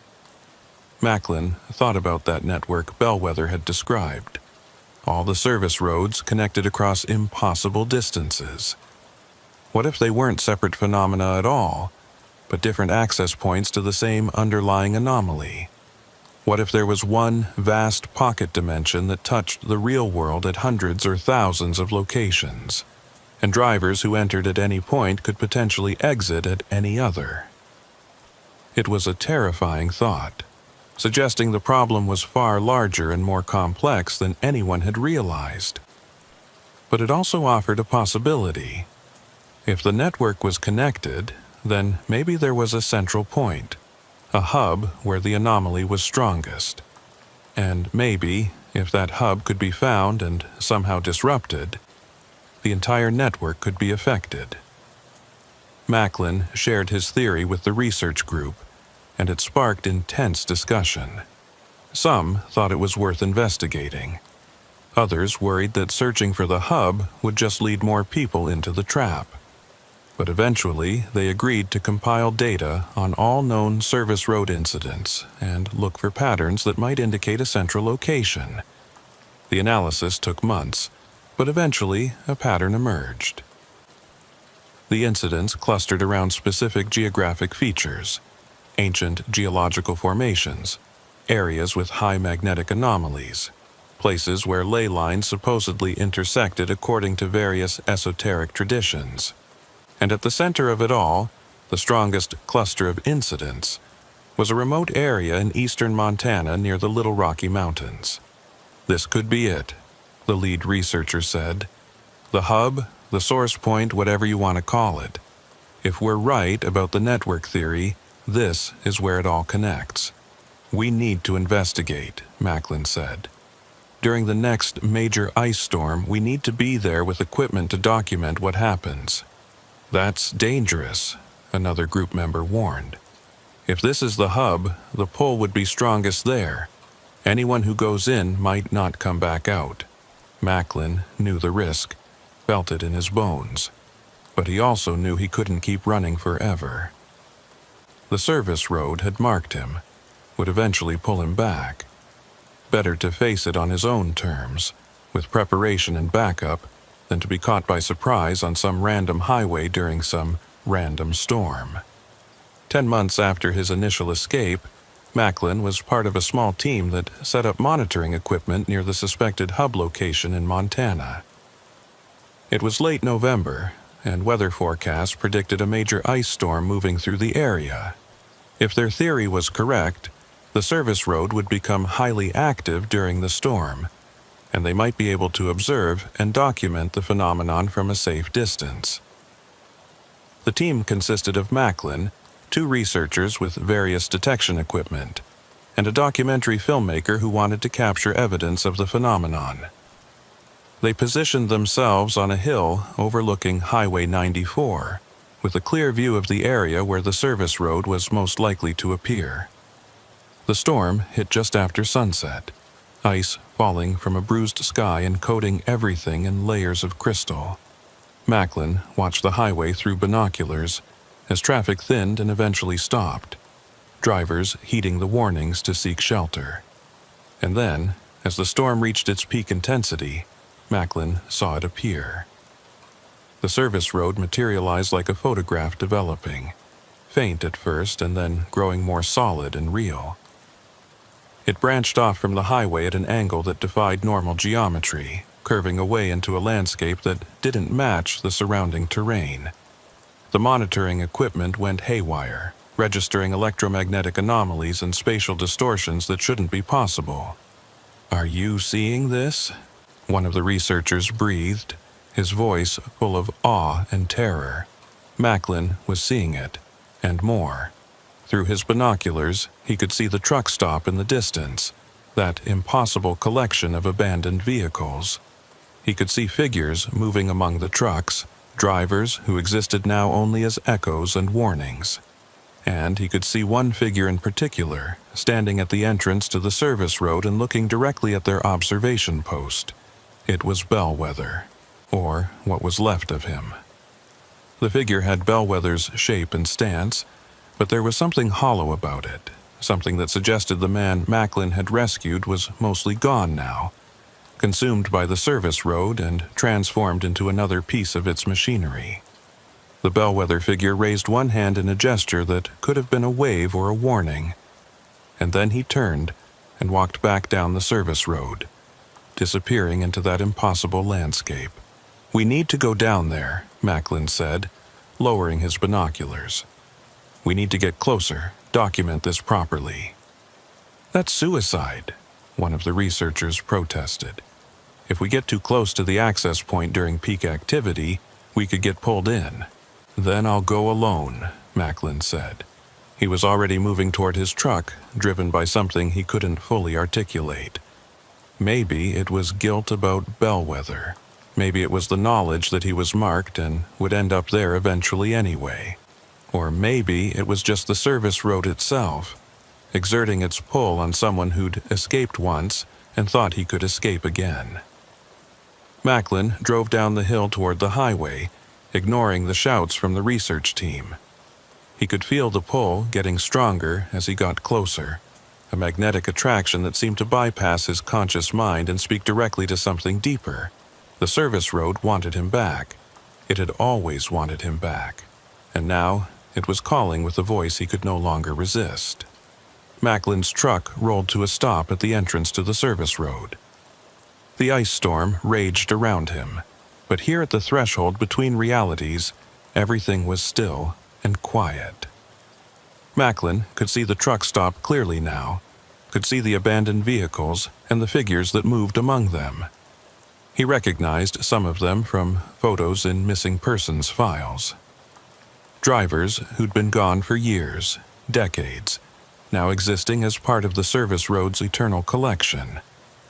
And standing at the entrance waiting for him was Bellwether, the hollow version, the echo.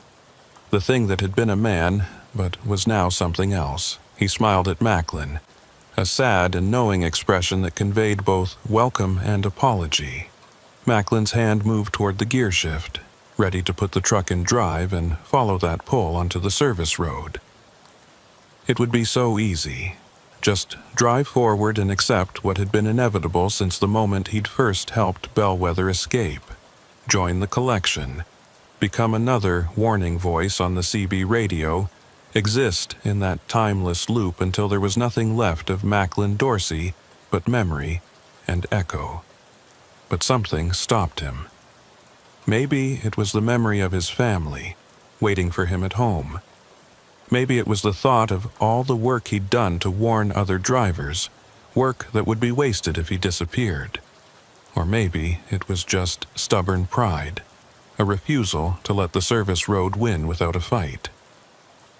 Macklin put his truck in reverse and backed away from the entrance. The pull grew stronger, became almost physical, like hands grabbing at his vehicle and trying to drag it forward. The engine protested, wheels slipping on ice, but Macklin kept his foot on the gas and his truck moving backward. The Bellwether figure's expression changed, the sad smile transforming into something hungrier, more desperate. Other figures emerged from the truck stop, moving toward Macklin's truck with that same hollow quality. They were trying to stop him, trying to keep him from escaping a second time. But Macklin had learned from his first escape. He kept his eyes fixed on the real world behind him, on the hill where the research team was waiting, on the normal highway that led away from this impossible place. He didn't look at the figures approaching his truck, didn't listen to the voices calling his name on the CB radio, didn't let himself be distracted by anything except the act of moving away from the service road. And then, like breaking through the surface of water after being held under, Macklin felt the pull release. His truck surged backward as the resistance suddenly vanished, and he nearly lost control on the ice-covered highway. But he managed to keep the vehicle steady, managed to put distance between himself and the service road, managed to escape for the second time. When Macklin rejoined the research team on the hill, he was shaking so hard he could barely hold the steering wheel. They'd captured everything on video and instruments, had documented the service road's appearance and Macklin's near capture. But Macklin knew the most important documentation wasn't what they'd recorded. It was what he'd learned. The service road could be resisted. The pull was strong, maybe irresistible for some people, but it could be fought. Escape was possible, even for those who'd been marked, even for those who'd been on the road before. It wasn't easy, and it wasn't guaranteed, but it was possible. Over the following months, Macklin worked with the research group to develop protocols for resisting the service road's pull. They created mental exercises, focusing techniques, ways to anchor yourself to reality when the impossible road was trying to draw you in. They shared these techniques with truckers and other travelers, building a network of knowledge and resistance. Did it work? Sometimes. The disappearances continued, but at a slightly lower rate. Some drivers who might have been claimed by the service road managed to resist and escape. It wasn't a perfect solution, but it was progress. And Macklin kept driving, kept working, kept fighting against the inevitability of his eventual recapture. He knew the service road was still out there, still waiting, still hungry. He knew it would keep trying to pull him back, that every ice storm was another opportunity for the impossible to reach into the real world and claim what it considered its own. But Macklin also knew that he would keep resisting for as long as he could, would keep warning others, keep documenting the phenomenon, keep fighting to save drivers from the fate that had claimed Bellwether and so many others. It was a losing battle in the long term, probably. The service road had existed for centuries and would probably exist for centuries more. But in the short term, in the day-to-day struggle of staying free and helping others do the same, Macklin was winning. And that was enough. It had to be enough. 2 years after his first escape, Macklin received a message on the research group's private forum. It was from an account he didn't recognize, and the message was simple. "Thank you. Your warnings saved my life. I saw the service road during an ice storm in Montana. Almost took it because my GPS said it was a shortcut, but I remembered your posts, recognized the signs, and turned back. I'm still here because of you. A grateful driver." Macklin read that message over and over, feeling something like peace settle in his chest. This was why he kept fighting, not because he could save everyone, but because he could save someone. One driver who made it home to their family instead of disappearing into the impossible. One person who didn't have to join the chorus of voices calling from the service road. It was enough, it had to be enough, because the alternative, giving up and accepting the inevitable, meant letting the service road win. And Macklin refused to give it that satisfaction. He would keep driving, keep warning, keep resisting, for as long as he could, for as many people as he could reach, for as long as the service road allowed him to remain in the real world. And when the service road finally called him back, when his resistance finally failed and the pull became too strong to fight, Macklin would make sure his documentation and warnings lived on, would make sure other drivers knew the truth and could protect themselves. The service road might eventually claim him, but it wouldn't claim everyone, not if Macklin had anything to say about it. Late one night, alone in his truck at a rest area in Wyoming, Macklin's CB radio crackled to life with Bellwether's voice. But this time, it wasn't the hollow echo, not the thing the service road had made him into. It was Bellwether himself, or whatever remained of the man beneath the transformation. "Dorsey, I don't know if you can hear this. I don't know if I'm really transmitting or if this is just an echo bouncing around in my own head. But I wanted to say thank you for trying to save me, for not giving up even when I did, for fighting the road even though you know it's probably futile."